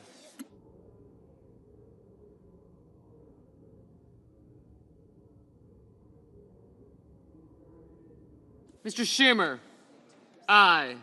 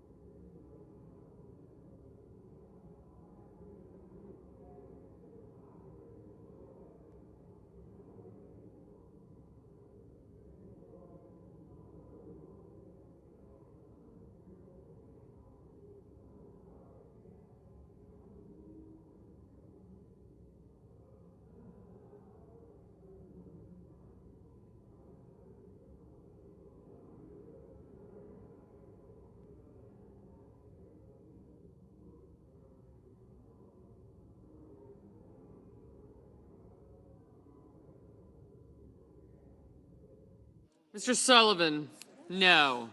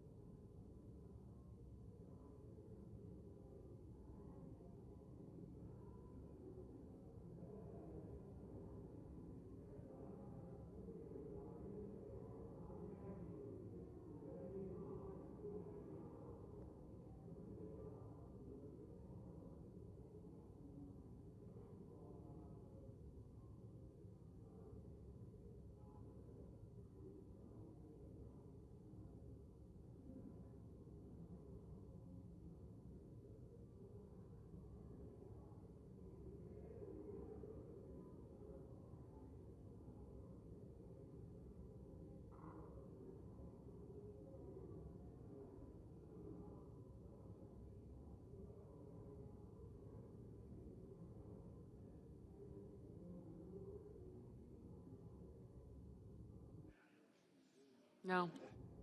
Mr. Marshall, no.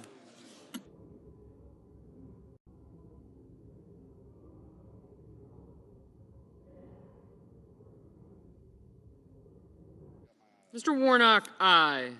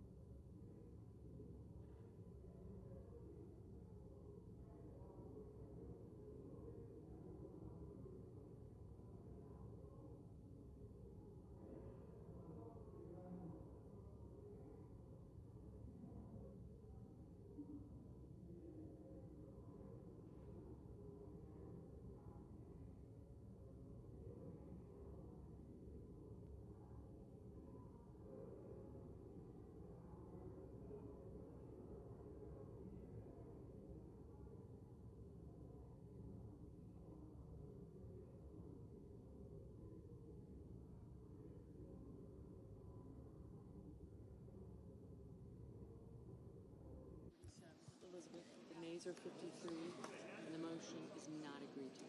On this vote, the yeas are 47, the nays are 53, and the motion is not agreed to.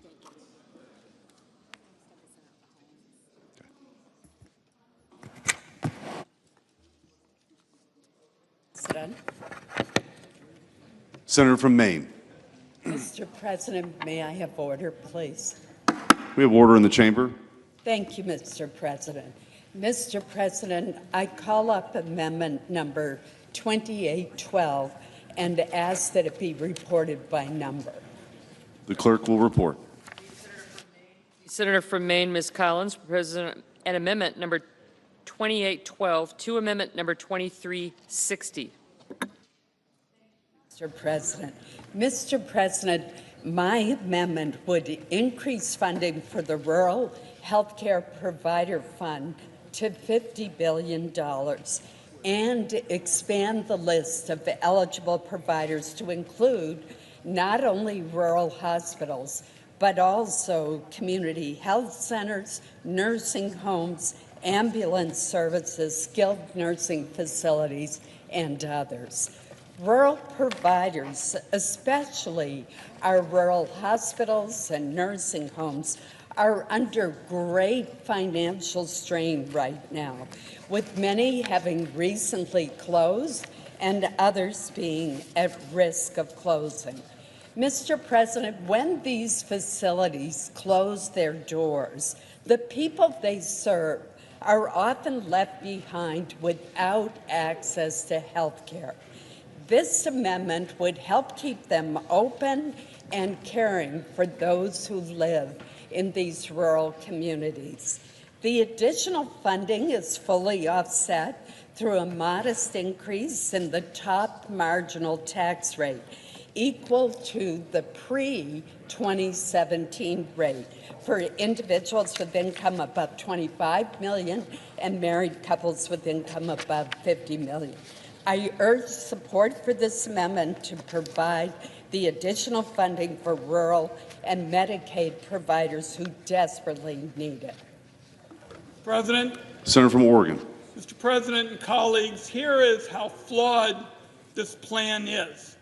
The danger Senate Republicans are causing for rural hospitals is so great, Republicans have had to create a rural hospital relief fund so they can look like they are fixing the problem they are causing. It is a Band-Aid on an amputation. It provides just a tiny fraction of the nearly $1 trillion in cuts the bill makes to Medicaid. It would be much more logical to simply not cut $1 trillion from Medicaid in the first place. This amendment doubles down on that flawed plan that's going to set rural hospitals adrift, I urge opposition to the amendment, and I yield back. Mr. President, I make a point of order that the pending measure violates Section 302F of the Congressional Budget Act of 1974. Senator from Maine. President, pursuant to Section 904 of the Congressional Budget Act of 1974, I move to waive, and I ask for the yeas and nays. Is there a sufficient second? There appears to be. Clerk will call the roll. Ms. Also Brooks.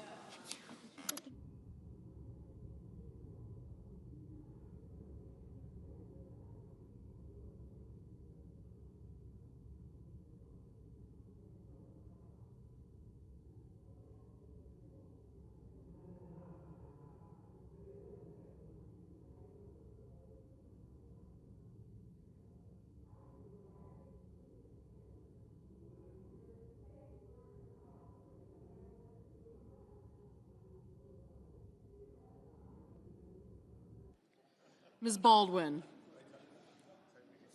Mr. Banks.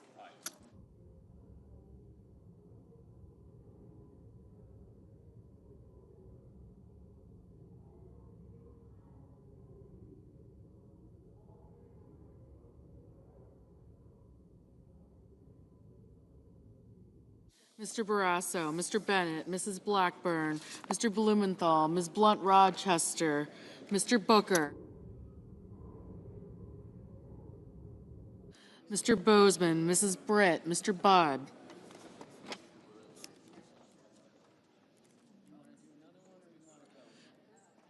Ms. Cantwell.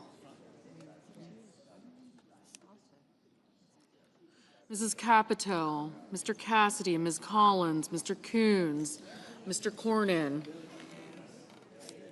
Ms. Cortez Masto.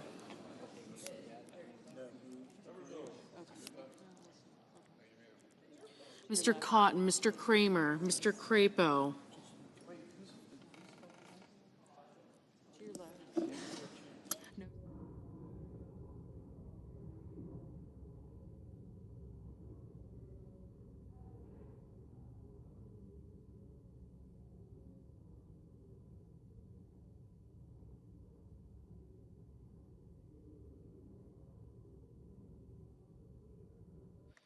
Mr. Cruz, Mr. Curtis, Mr. Daines, Ms. Duckworth, Mr. Durbin, Ms. Ernst, Mr. Fetterman, Mrs. Fisher, Mr. Gallego, Mrs. Gillibrand, Mr. Graham, Mr. Grassley, Mr. Haggerty, Ms. Hassan, Mr. Hawley, Mr. Heinrich, Mr. Hickenlooper, Ms. Hirono, Mr. Hoven, Mr. Husted,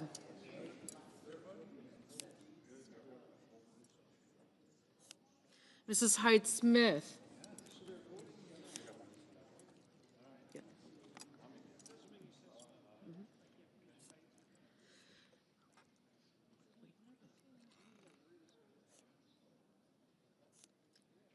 Mr. Johnson, Mr. Justice, Mr. Kane, Mr. Kelly, Mr. Kennedy, Mr. Kim, Mr. King, Ms. Klobuchar, Mr. Langford,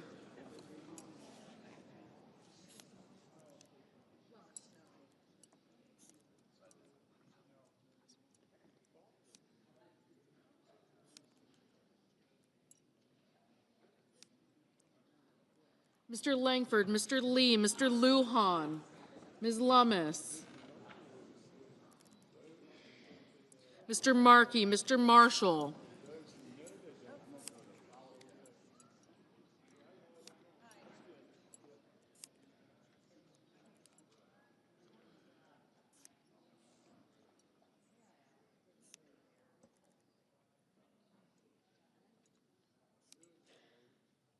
Mr. McConnell, Mr. McCormick,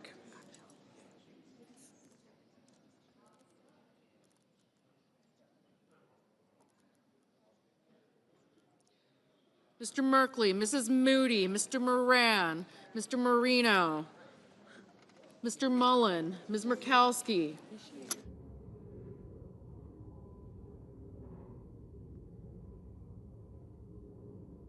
Mr. Murphy, Mrs. Murray, Mr. Ossoff, Mr. Padilla,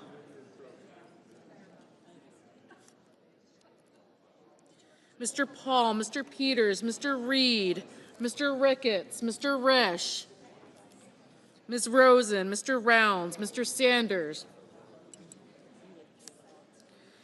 Mr. Schatz, Mr. Schiff, Mr. Schmidt,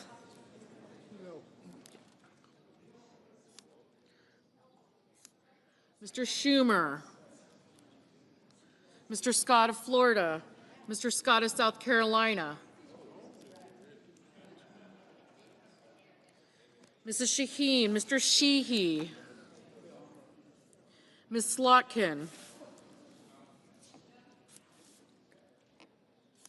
Ms. Smith, Mr. Sullivan, Mr. Thune, Mr. Tillis, Mr. Tuberville, Mr. Van Hollen, Mr. Warner, Mr. Warnock, Ms. Warren, Mr. Welch, Mr. Whitehouse, Mr. Wicker, Mr. Wyden, Mr. Young.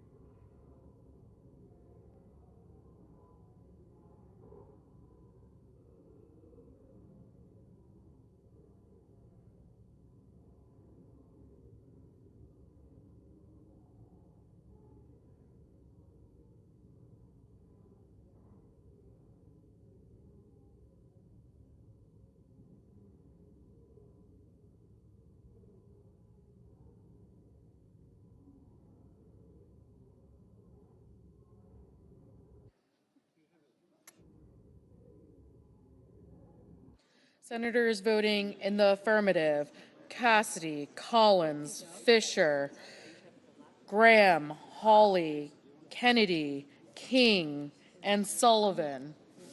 Senators voting in the negative: also Brooks, Baldwin, Banks, Barrasso, Blackburn, Blumenthal, Blunt Rochester, Bozeman, Budd, Cantwell, Cornyn, Cotton, Kramer, Crapo, Daines, Duckworth, Durbin, Ernst, Gillibrand, Hassan, Hickenlooper, Hirono, Hoven, Hyde-Smith, Johnson, Justice, Kane, Kim, Langford, Lujan, Lummis, Merkley, Murphy, Murray, Paul, Reed, Rosen, Sanders, Schmidt, Scott of Florida, Scott of South Carolina, Shaheen, Slotkin, Smith, Thune, Tillis, Tuberville, Van Hollen, Warren, Welch, and Wyden.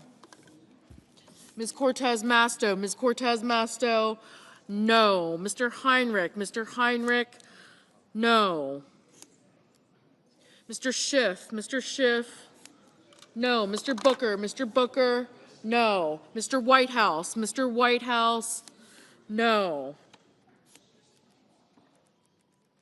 Mr. Curtis, aye.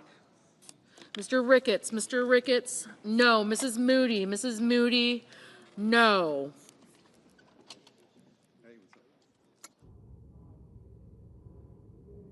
Mr. Kelly, no.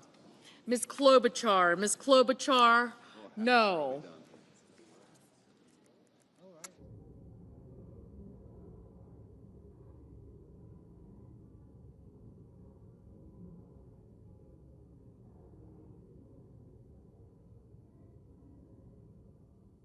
Mr. Mullen, no. Mr. Marshall, aye.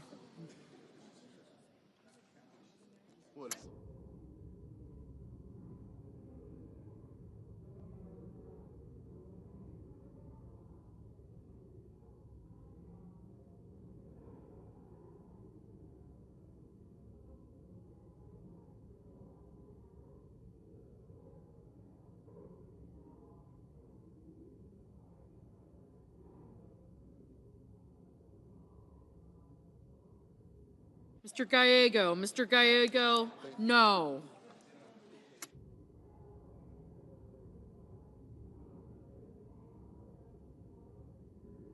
Moran, Mr. Moran, aye.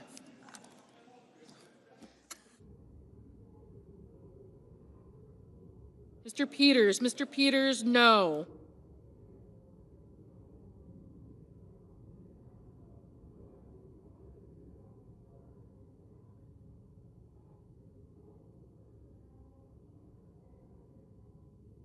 Mr. Haggerty, no.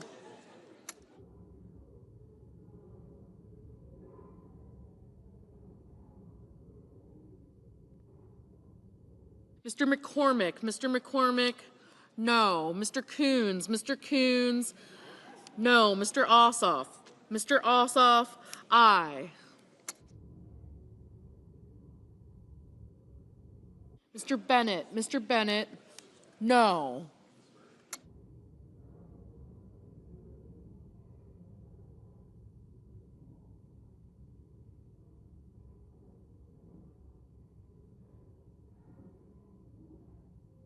Mrs. Britt, no. Mr. Lee, no. Mr. Warnock, aye. Mr. Warner, aye.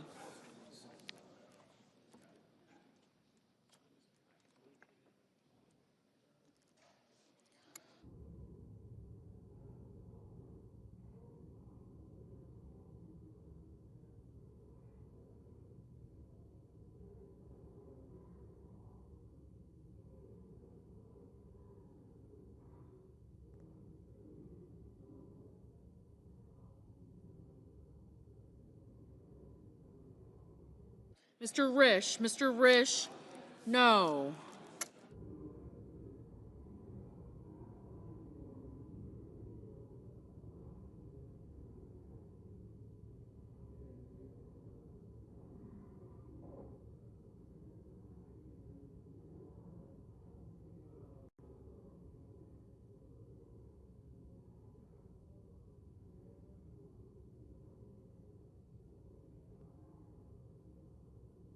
Mr. Fetterman, no.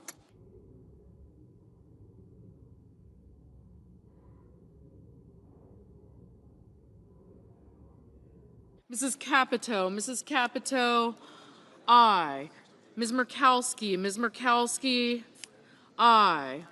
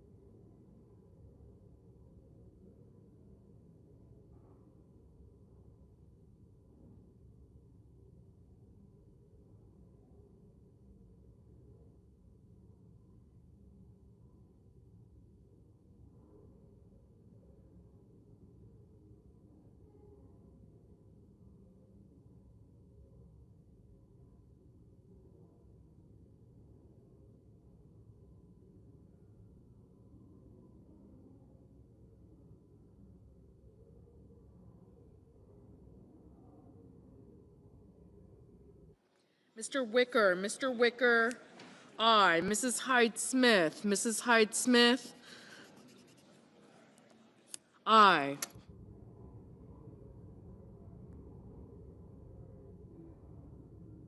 Mr. Markey, no. Mr. Padilla, no. Mr. Schatz, no.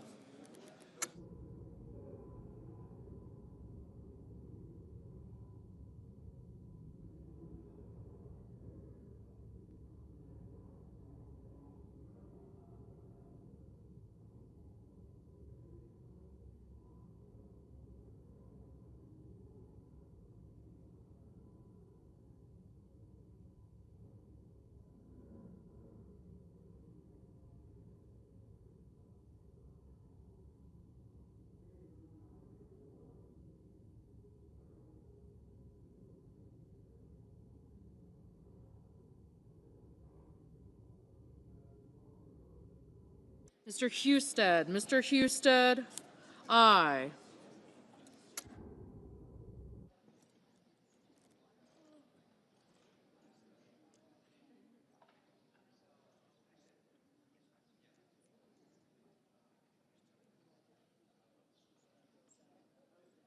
Mr.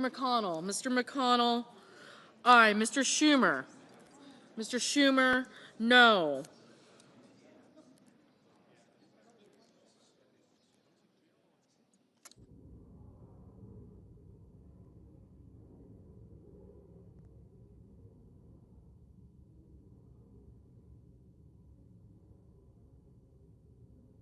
Mr. Cruz, no.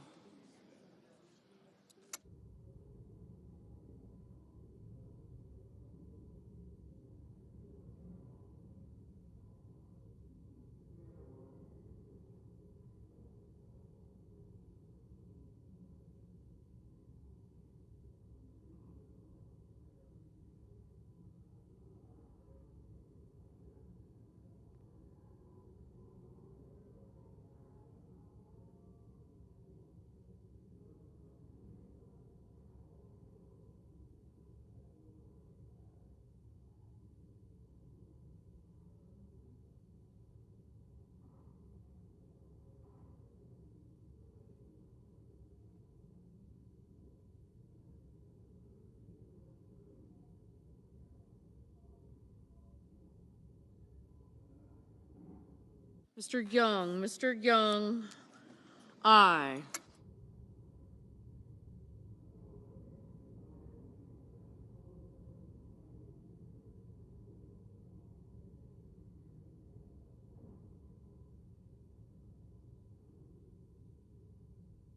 Mr. Rounds, no.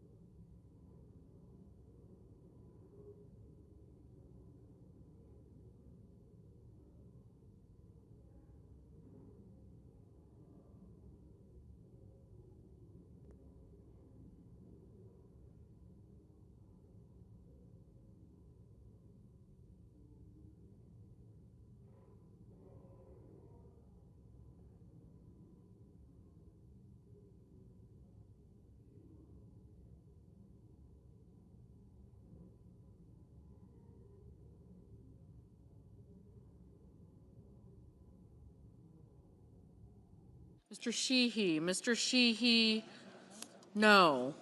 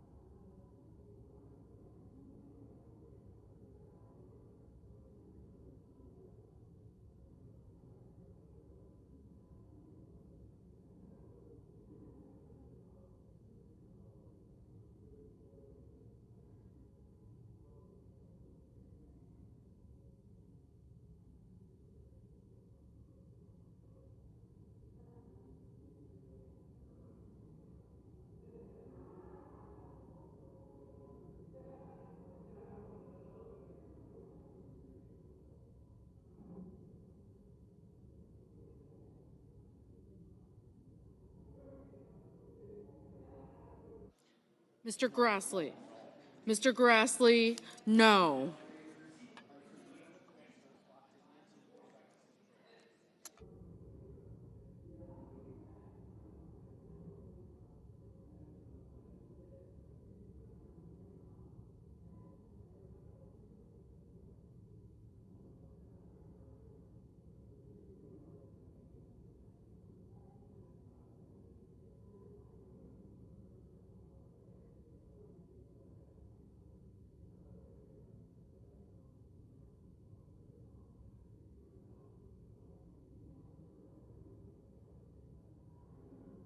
Mr. Marino. Mr. Marino, aye.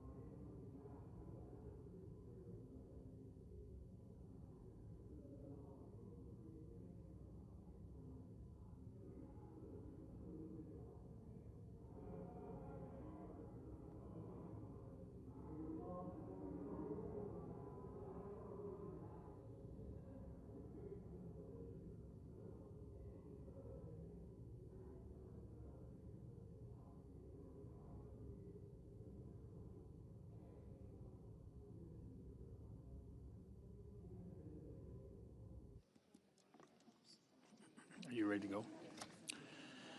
On this vote, the yeas are 22, the nays are 78. 3/5 of the senators duly chosen and sworn not having voted in the affirmative. The motion is not agreed to. The point of order is sustained and the amendment fails. Mr. President, I call up amendment number 2775 on behalf of Senator Kennedy and ask that it be reported by number. The clerk will report. The senator from South Dakota, Mr. Thune, proposes an amendment number 2775 for Mr. Kennedy to amendment number 2360. Use all your time. Mr. President. Senator from Louisiana. Mr. President, as you know, as we all know, many of our teachers in America come out of pocket to pay for school supplies.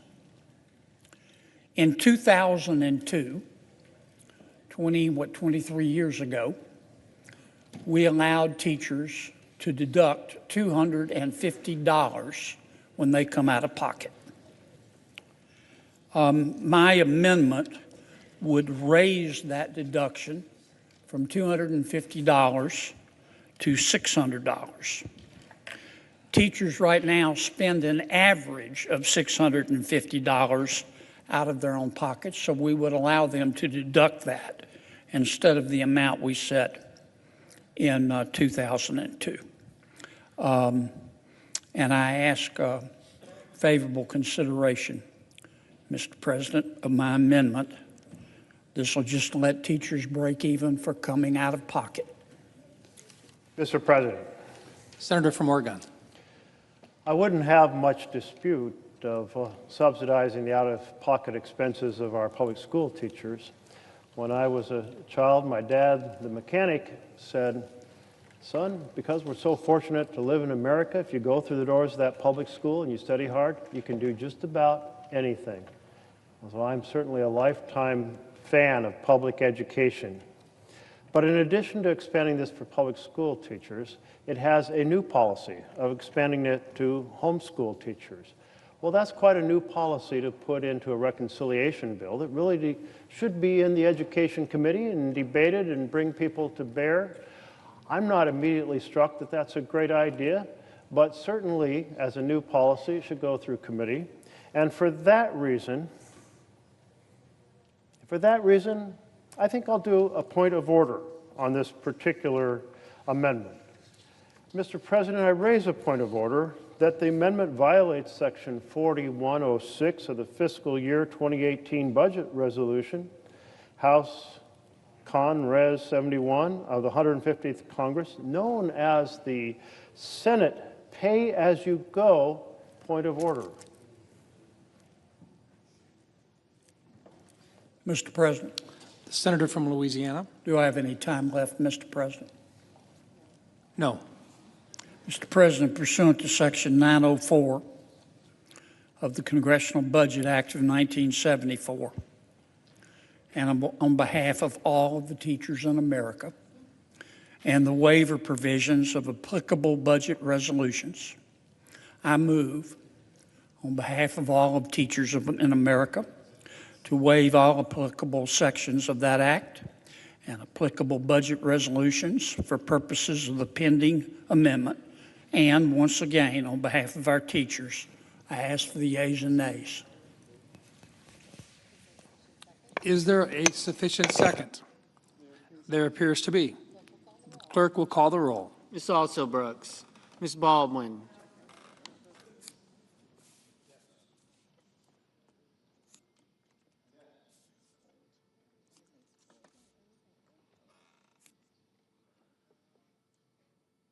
Mr. Banks.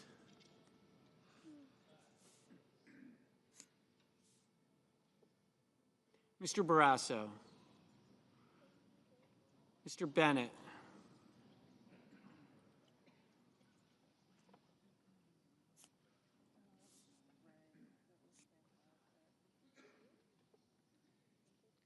Mrs. Blackburn.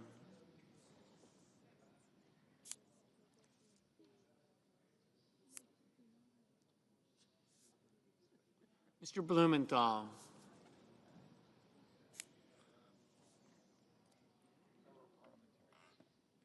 Ms. Blunt Rochester.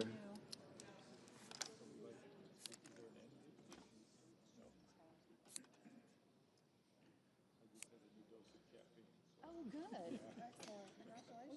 Mr. Booker. Boom. Mr. Bozeman.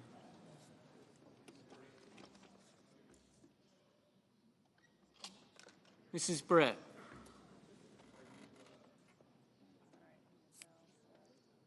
Mr. Budd.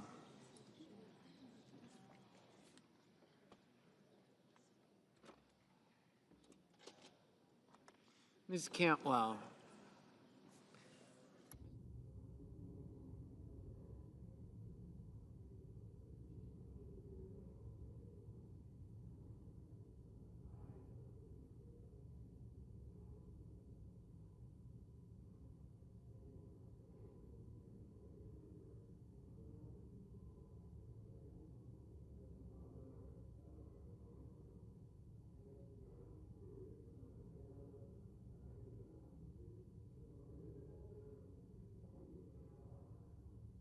Mrs. Capito. Mr. Cassidy. Ms. Collins. Mr. Coons.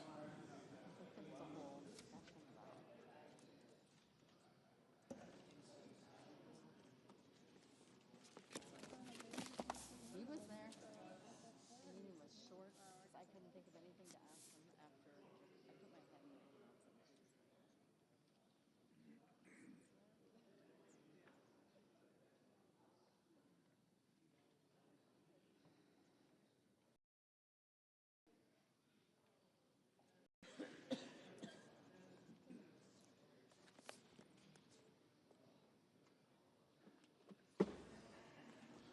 Mr. Cornyn, Ms. Cortez Masto, Mr. Cotton, Mr. Kramer, Mr. Crapo, Mr. Cruz, Mr. Curtis, Mr. Daines, Ms. Duckworth, Mr. Durbin, Ms. Ernst, Mr. Fetterman,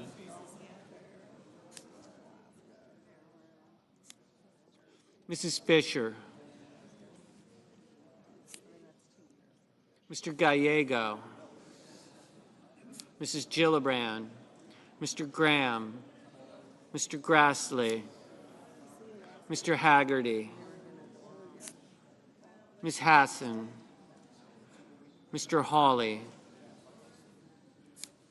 Mr. Heinrich, Mr. Hickenlooper, Ms. Hirono,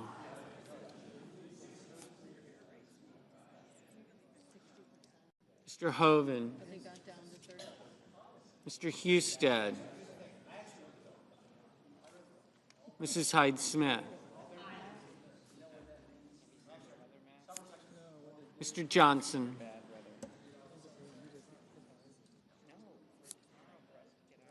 Mr. Justice,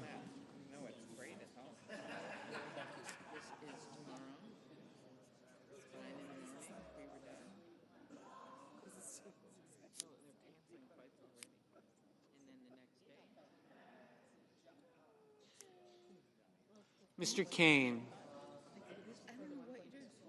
Mr. Kelly, Mr. Kennedy, Mr. Kim, Mr. King, Ms. Klobuchar, Mr. Langford, Mr. Lee, Mr. Lujan,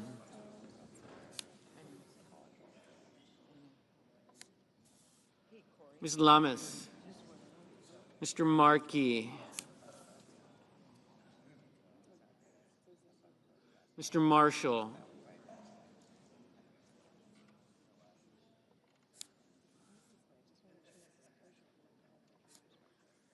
Mr. McConnell, Mr. McCormick,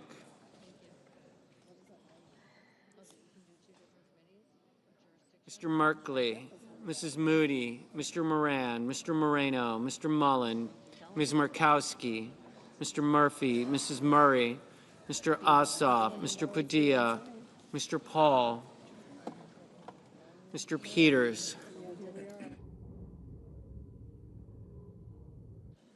Mr. Reed,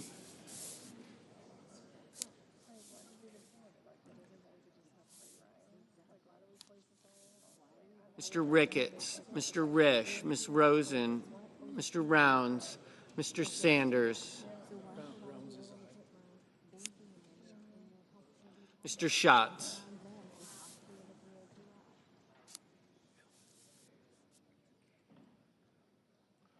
Mr. Schiff,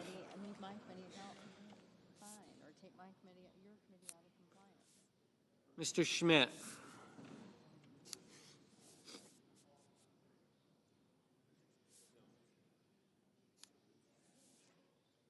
Mr. Schumer, Mr. Scott of Florida, Mr. Scott of South Carolina, Mrs. Shaheen, Mr. Sheehy,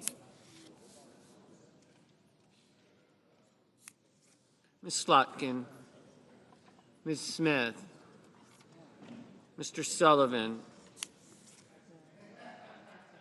Mr. Thune, Mr. Tillis,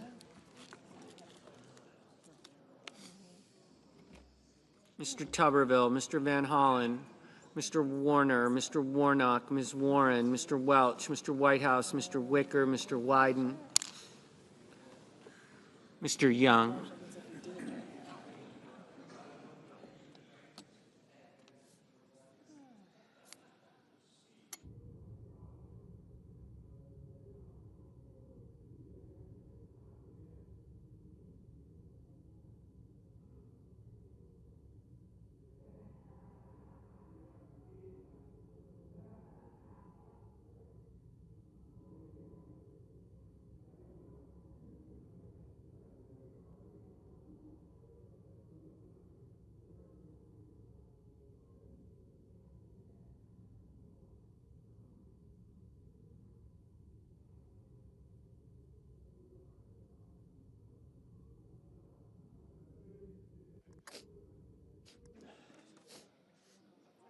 Senators voting in the affirmative: Banks, Barrasso, Blackburn, Budd, Cassidy, Collins, Cornyn, Kramer, Curtis, Daines, Ernst, Fisher, Graham, Hoeven, Husted, Hyde-Smith, Johnson, Kennedy, Langford, Lee, McCormick, Moody, Moreno, Mullen, Hall, Ricketts, Rounds, Scott of Florida, Sheehy, Thune, Tillis, Tuberville, Wicker.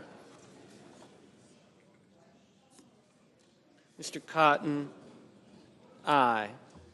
Mr. Bozeman, aye.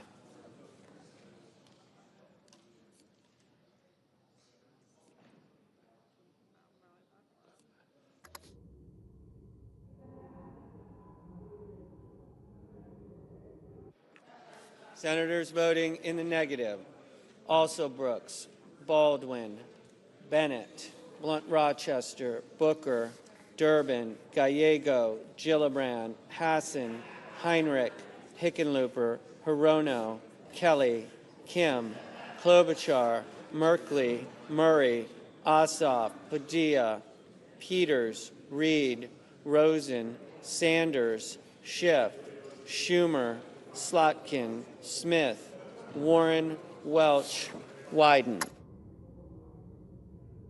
Mr. Kane, no.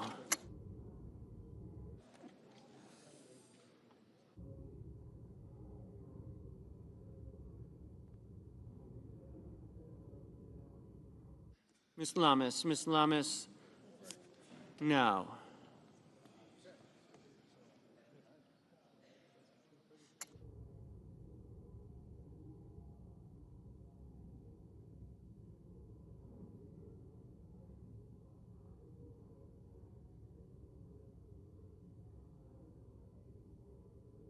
Ms. Duckworth, no. Mr. Warnock, no. Mr. Murphy, no. Mr. Lujan, no. Mr. Scott of South Carolina, aye.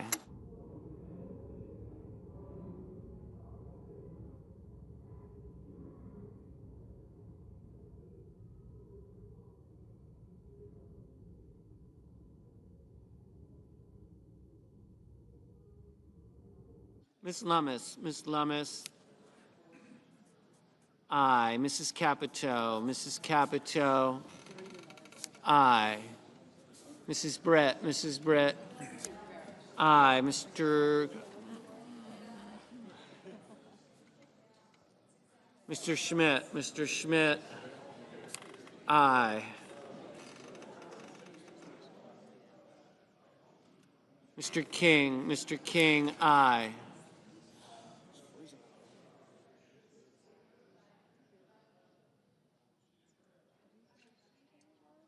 Ms. Cortez Masto, Ms. Cortez Masto, no. Mr. Haggerty, aye. Ms. Cantwell, no.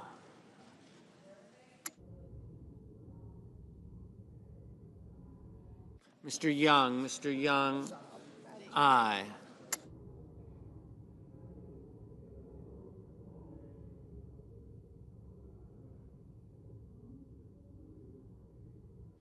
Mr. Crapo, aye. Mr. Risch, aye.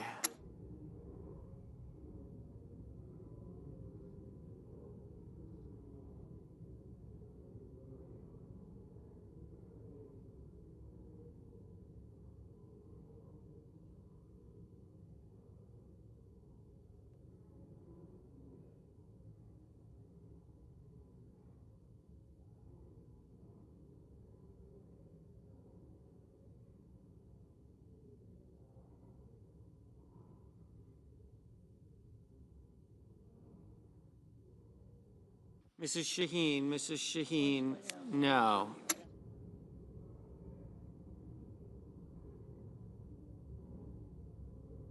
Mr. Whitehouse, no. Mr. Blumenthal, no. Mr. Van Hollen, no.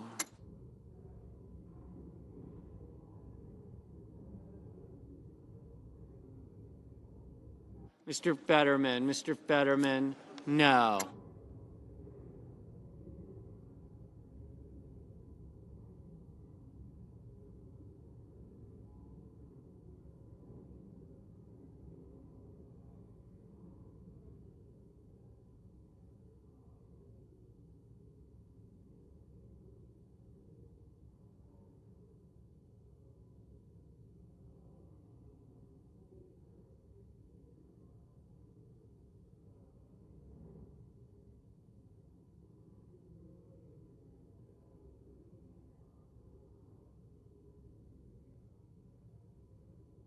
Mr. Coons, no. Mr. Markey, no. Mr. Warner, no. Mr. Schatz, no.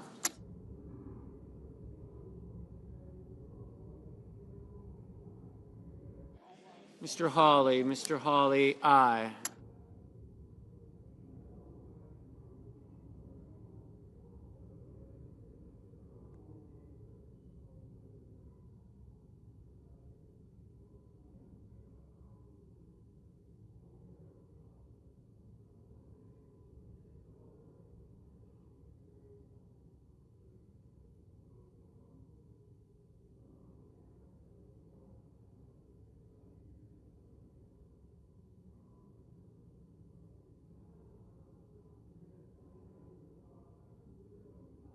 Mr. McConnell, aye.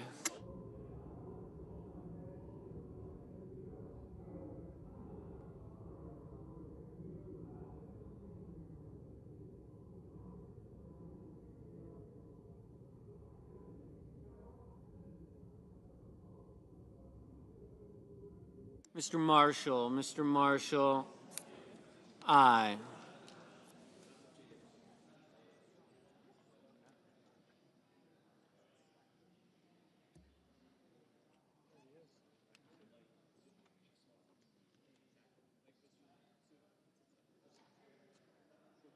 Mr.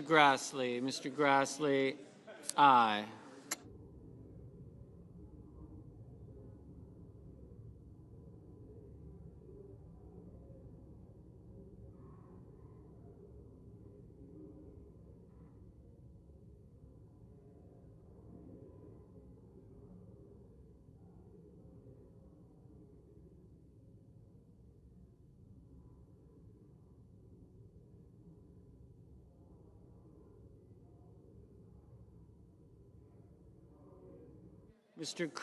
Mr. Cruz, aye.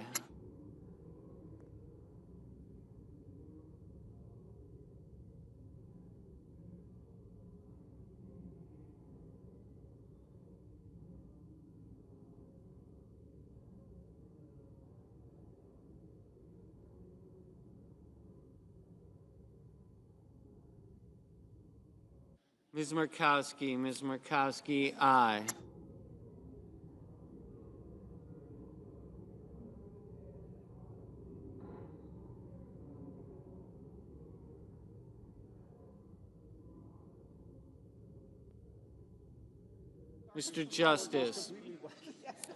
Mr. Justice, aye.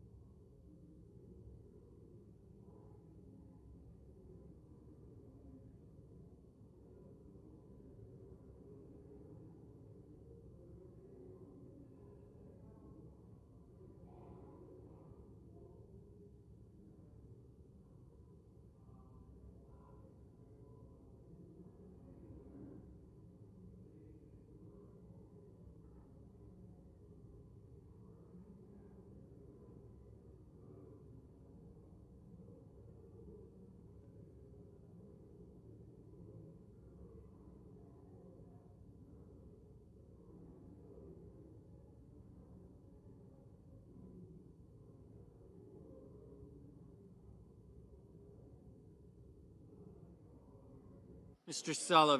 Sullivan, aye.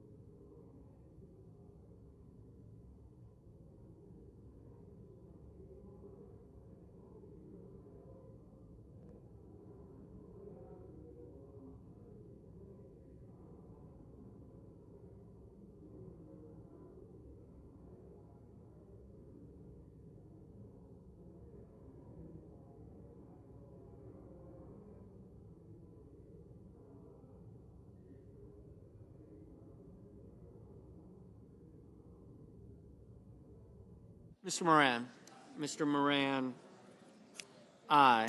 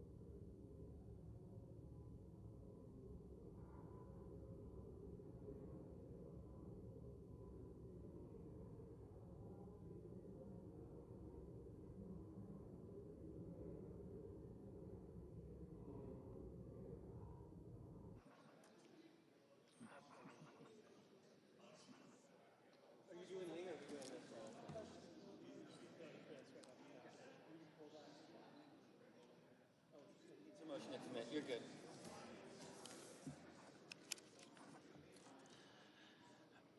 On this vote, the yeas are 54 and the nays are 46. 3/5 of the senators duly chosen and sworn not having voted in the affirmative. The motion is not agreed to.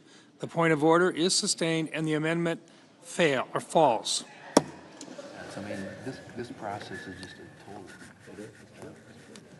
Mr. President. The Majority Leader. I ask unanimous consent that it be in order for the following senators to be recognized to offer amendments, motions, or points of order. The amendments be reported by number with no amendments in order prior to a vote in relation to the amendments or motions.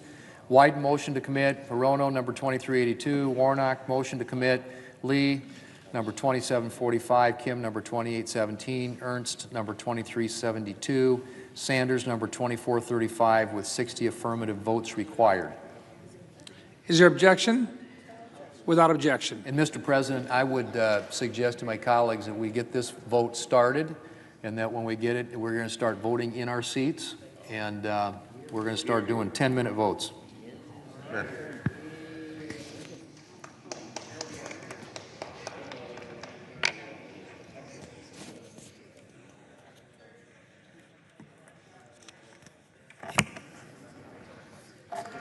Senator from Oregon.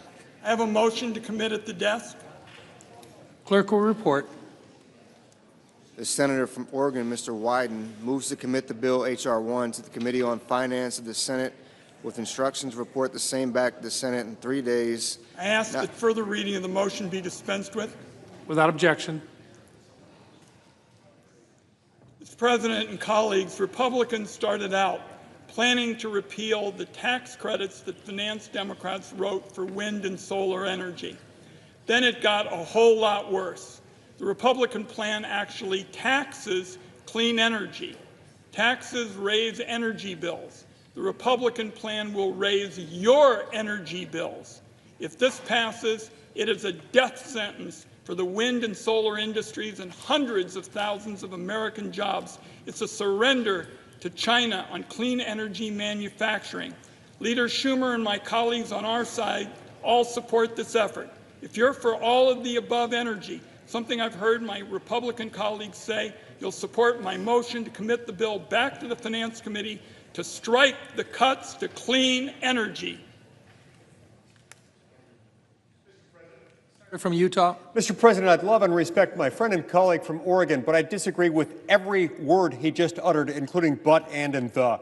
Look, the Energy and Natural Resources title of this bill is one of the most consequential pieces of energy legislation we've had in decades. It increases production on federal lands, and it eliminates wasteful spending at both Interior and Energy departments that have prioritized intermittent, non-reliable, non-baseload sources of power, ultimately driving up the cost of living and the cost of power.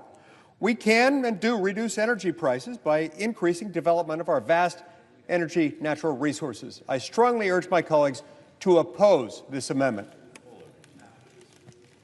Ask for the yeas and nays. Yeas. Is there sufficient second? There appears to be. The clerk will call the roll.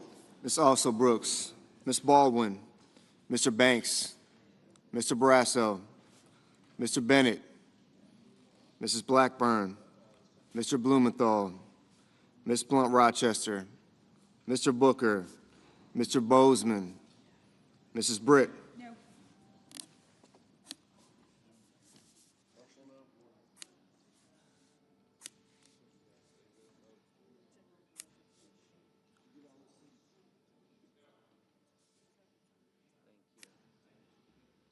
Mr. Budd.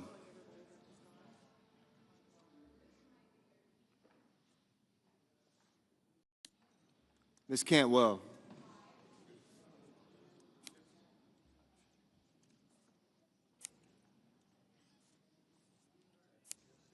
Got you, sir.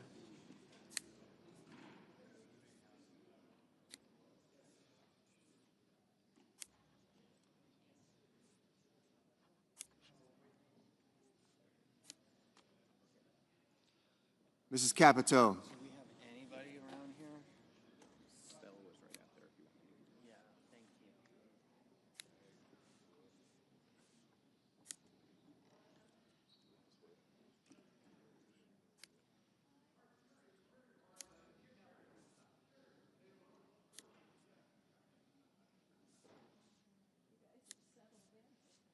Mr. Cassidy.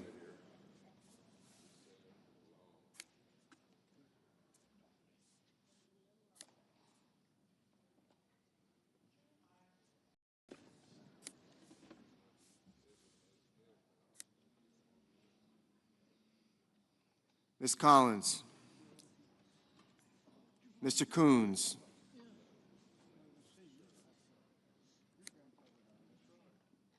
Mr. Cornyn.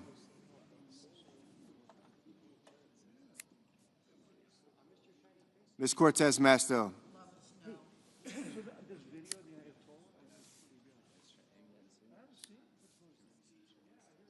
Mr. Cotton.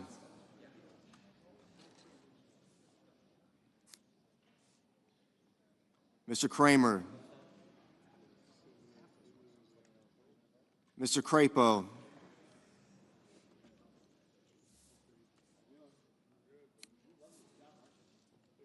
Mr. Cruz.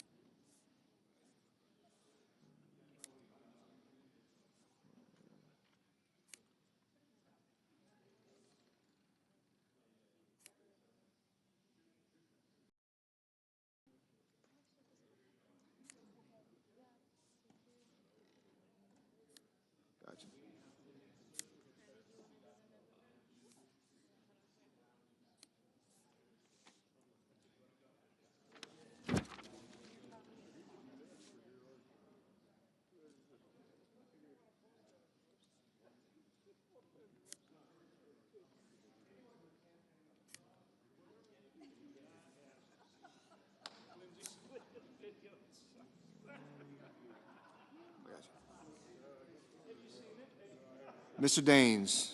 Ms. Duckworth.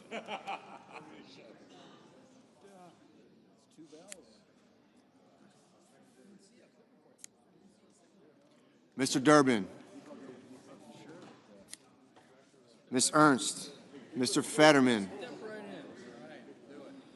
Mrs. Fisher. Look at that. You never see Mr. Gallego. Mrs. Gillibrand.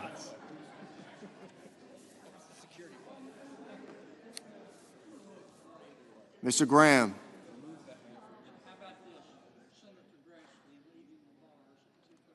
Mr. Grassley. Mr. Haggerty.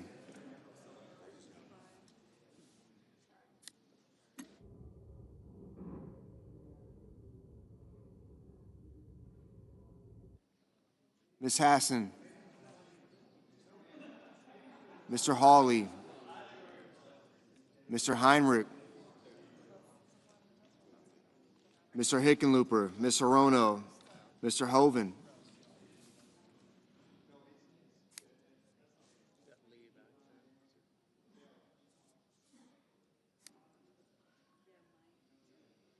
Mr. Husted, Mrs. Hyde-Smith. Mr. Johnson.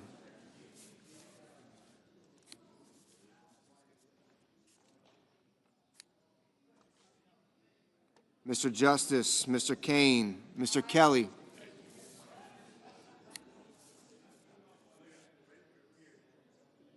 Mr. Kennedy. Mr. Kim.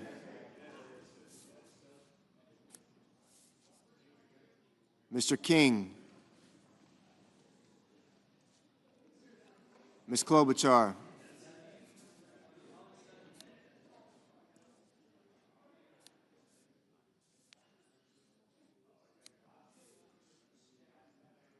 Mr. Langford. Mr. Lee, Mr. Lujan, Ms. Lummis, Mr. Markey, Mr. Marshall, Mr. McConnell, Mr. McCormick,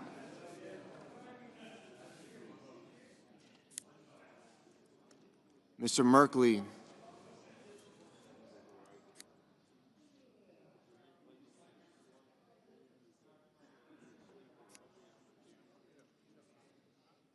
Mrs. Moody, Mr. Moran, Mr. Moreno,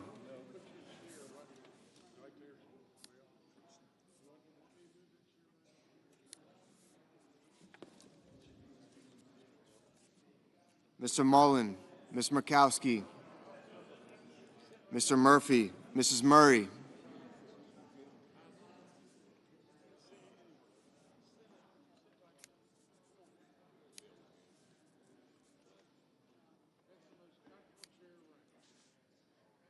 Mr. Ossoff, Mr. Padilla, Mr. Paul, Mr. Peters, Mr. Reed, Mr. Ricketts, Mr. Risch, Ms. Rosen, Mr. Rounds, Mr. Sanders, Mr. Schatz,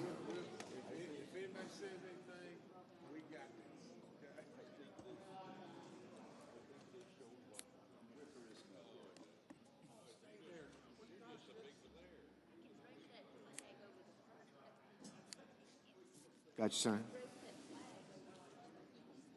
Mr. Schiff, Mr. Smith, Mr. Schumer,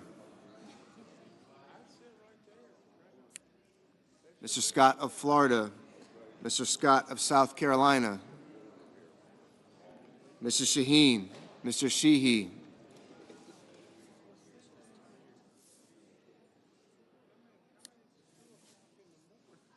Ms. Slotkin, Ms. Smith, Mr. Sullivan,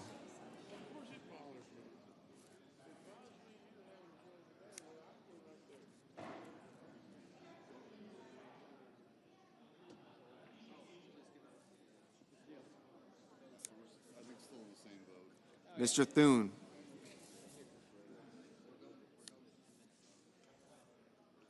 Mr. Tillis, Mr. Tuberville,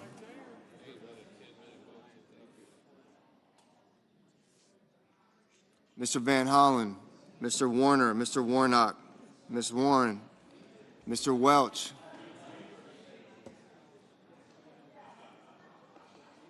Mr. Whitehouse,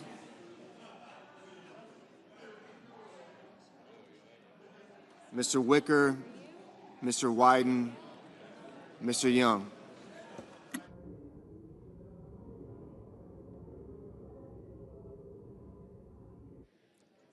Senators voting in the affirmative: Also Brooks, Baldwin, Bennett, Blumenthal, Blunt-Rochester, Booker, Cantwell, Coons, Cortez Masto, Duckworth, Durbin, Gallego, Hassan, Heinrich, Hickenlooper, Hirono, Kane, Kim, King, Klobuchar, Lujan, Markey, Merkley, Murphy, Murray, Ossoff, Padilla, Peters, Reed, Rosen, Sanders, Schatz, Schiff, Schumer, Shaheen, Slotkin, Smith, Van Hollen, Warner, Warnock, Warren, Wyden.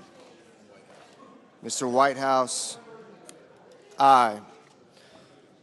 Senators voting the negative: Banks, Barrasso, Britt, Budd, Cassidy, Cornyn, Cotton, Kramer, Crapo, Cruz, Curtis, Daines, Ernst, Fisher, Graham, Grassley, Haggerty, Hoven, Husted, Hyde-Smith, Justice, Kennedy, Lankford, Lee, Lummis, Marshall, McCormick, Moody, Moran, Mullen, Paul, Ricketts, Risch, Rounds, Schmidt, Scott of Florida, Sheehy, Tuberville, Wicker.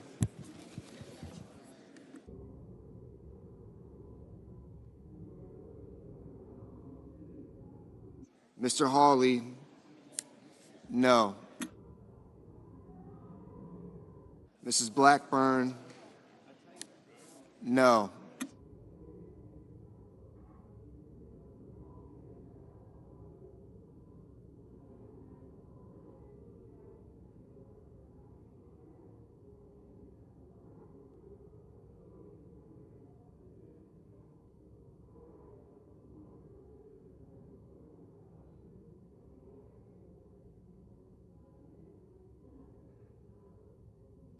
Mr. Moreno, no.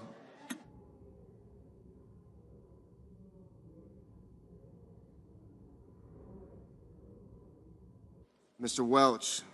Welch, aye.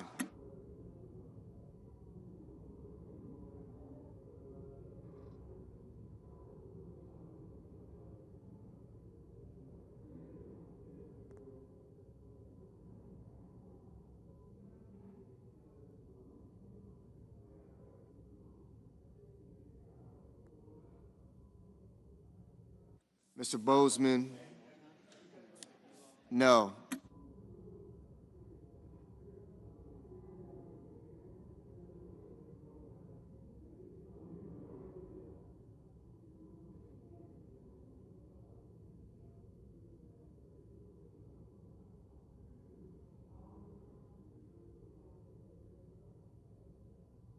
Mr. Young, no.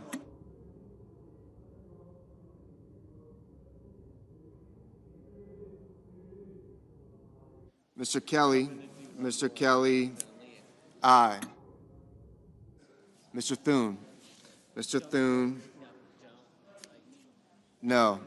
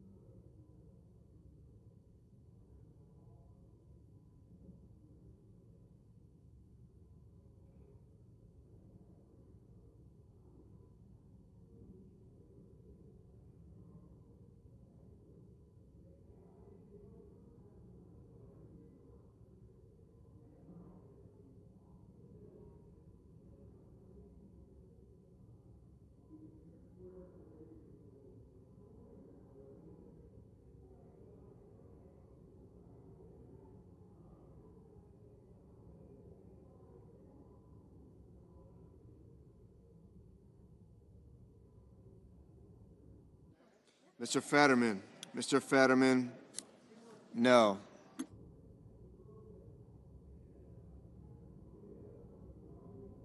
Mr. McConnell,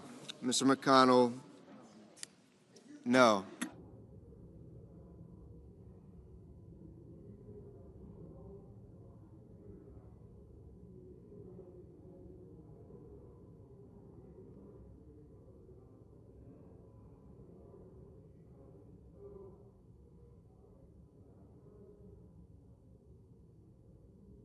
Mr. Fetterman, aye.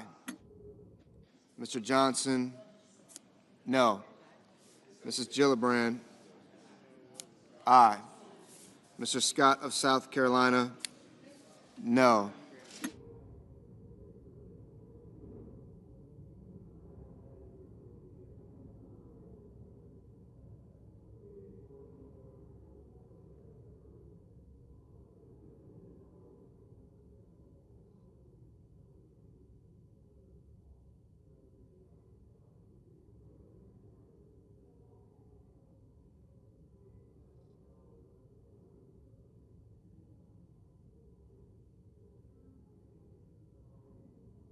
Mr. Sullivan, no.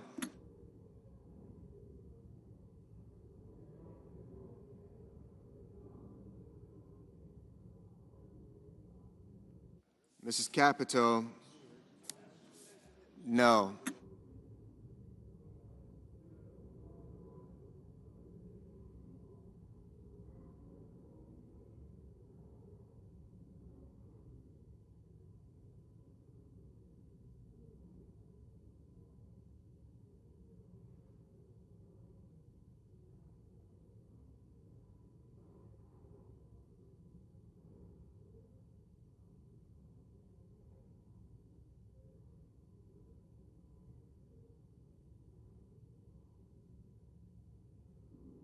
Mr. Tillis, no.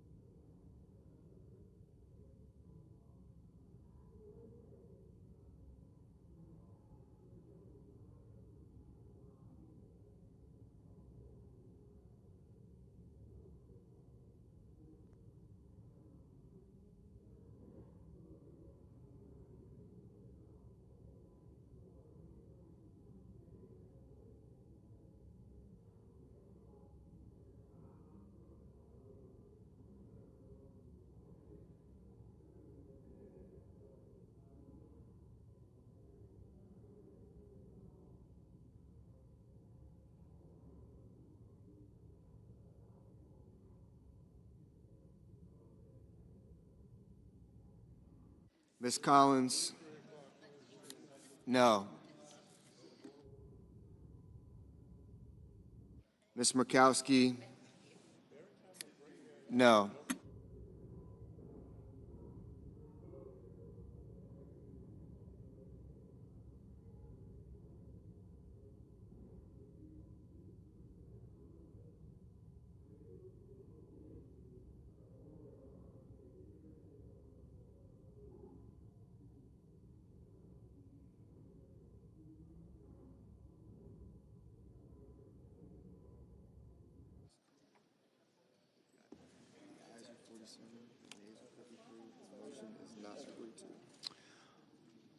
On this vote,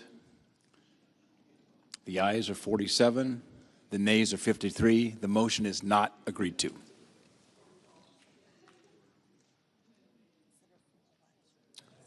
Mr. President. The senator from Hawaii. Mr. President, I call up my amendment 2382 and ask that it be reported by number. The clerk will report. The senator from Hawaii, Ms. Hirono, proposes for herself and others amendment number 2382 to amendment number 2360. Mr. President, nearly 90% of K-12 students attend public schools, yet Republicans are pushing a plan in this bill to undermine support for public schools through the first ever nationwide private school voucher program. Republicans claim vouchers are about expanding school choice, but evidence shows these kinds of programs do little to meaningfully increase choice for families, especially low-income families and those who live in rural communities. When it comes down to it, this plan does not help students, it does not promote choice, it does not support public schools. We should be investing in public education for all Americans, not diverting tax dollars to private schools. That's why my amendment with Senator Van Hollen would strip this provision from this bill. Stand up for our nation's students, teachers, and families by rejecting this provision and supporting our amendment. I yield back. Mr. President. The senator from Texas. There are many important elements to the One Big Beautiful Bill, but none over time is likely to have as big an impact as this specific provision that the Democrats are trying to strike tonight. Across America, millions of children, especially low-income African American and Hispanic children, are trapped in failing schools. They face crime and violence and despair. Without the ability to learn and prosper, they are denied a fair shot at the American dream. School choice is the civil rights issue of the 21st century. Every child, regardless of race or wealth or ethnicity, deserves access to an excellent education. This tax credit provision will unleash billions of dollars every single year for scholarships for kids to attend the K-12 school of their choice. Sadly, every Democrat in this body will oppose these scholarships because they're more beholden to teacher union bosses than they are dedicated to fighting for kids. Mr. President, Dr. King's dream will take a major step forward tonight as every kid in America will have a chance at an excellent education. Mr. President. Questions on the amendment? Do I have any time left? There's no time remaining. Questions on the amendment? It's a voice vote. Is there a sufficient second? There appears to be. Clerk, call the roll. Ms. Alsobrooks, Ms. Baldwin, Mr. Banks.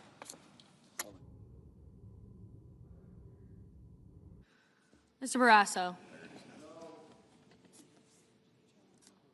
Mr. Bennett.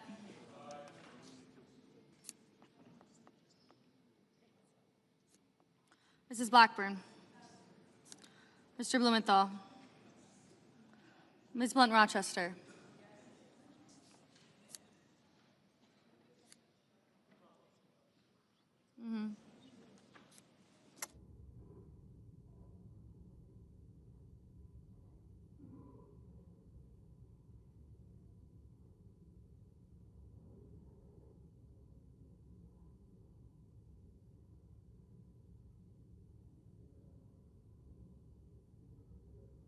Mr. Booker, Mr. Bozeman,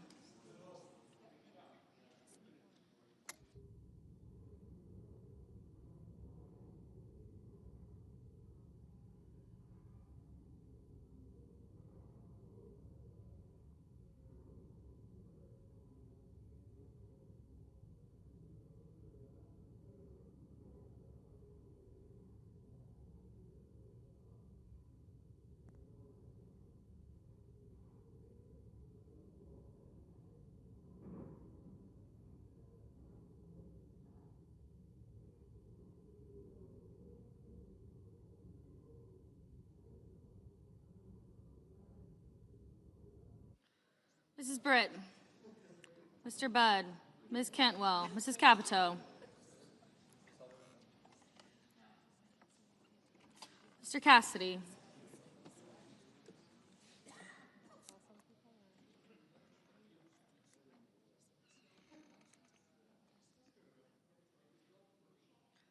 Ms. Collins, Mr. Coons, Mr. Cornyn, Ms. Cortez Masto, Mr. Cotton,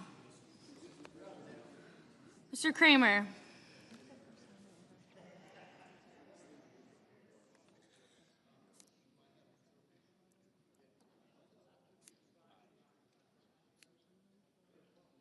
Mr. Crapo,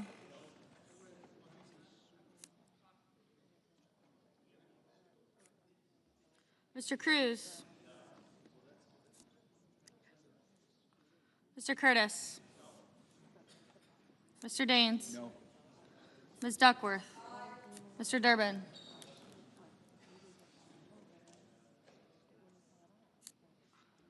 Ms. Ernst,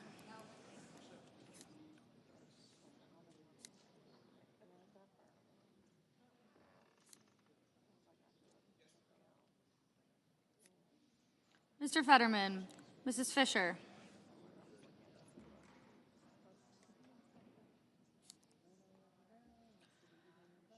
Mr. Gallego, Mrs. Gillibrand, Mr. Graham,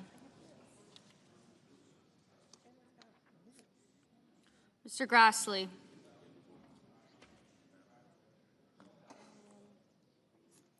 Mr. Haggerty, Ms. Hassan, Mr. Hawley, Mr. Heinrich, Mr. Hickenlooper, Ms. Hirono, Mr. Hoven,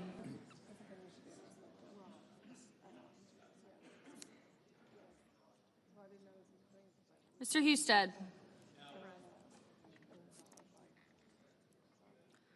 Mrs. Hyde-Smith, Mr. Johnson, Mr. Justice, Mr. Kane, Mr. Kelly, Mr. Kennedy, Mr. Kim, Mr. King, Ms. Klobuchar,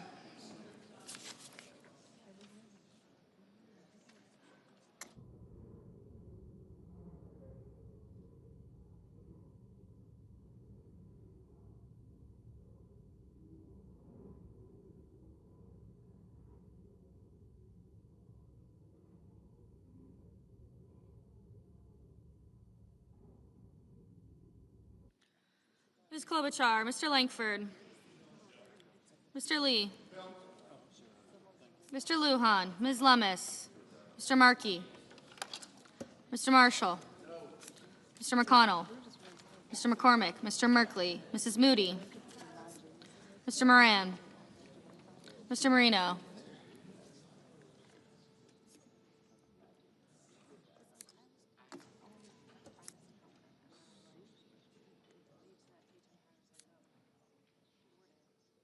Mr. Mullen,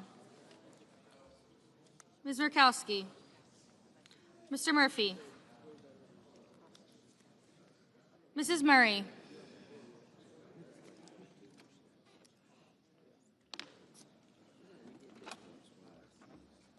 Mr. Ossoff, Mr. Padilla, Mr. Paul, Mr. Peters, Mr. Reed, Mr. Ricketts, Mr. Risch, Ms. Rosen, Mr. Rounds, Mr. Sanders, Mr. Schatz,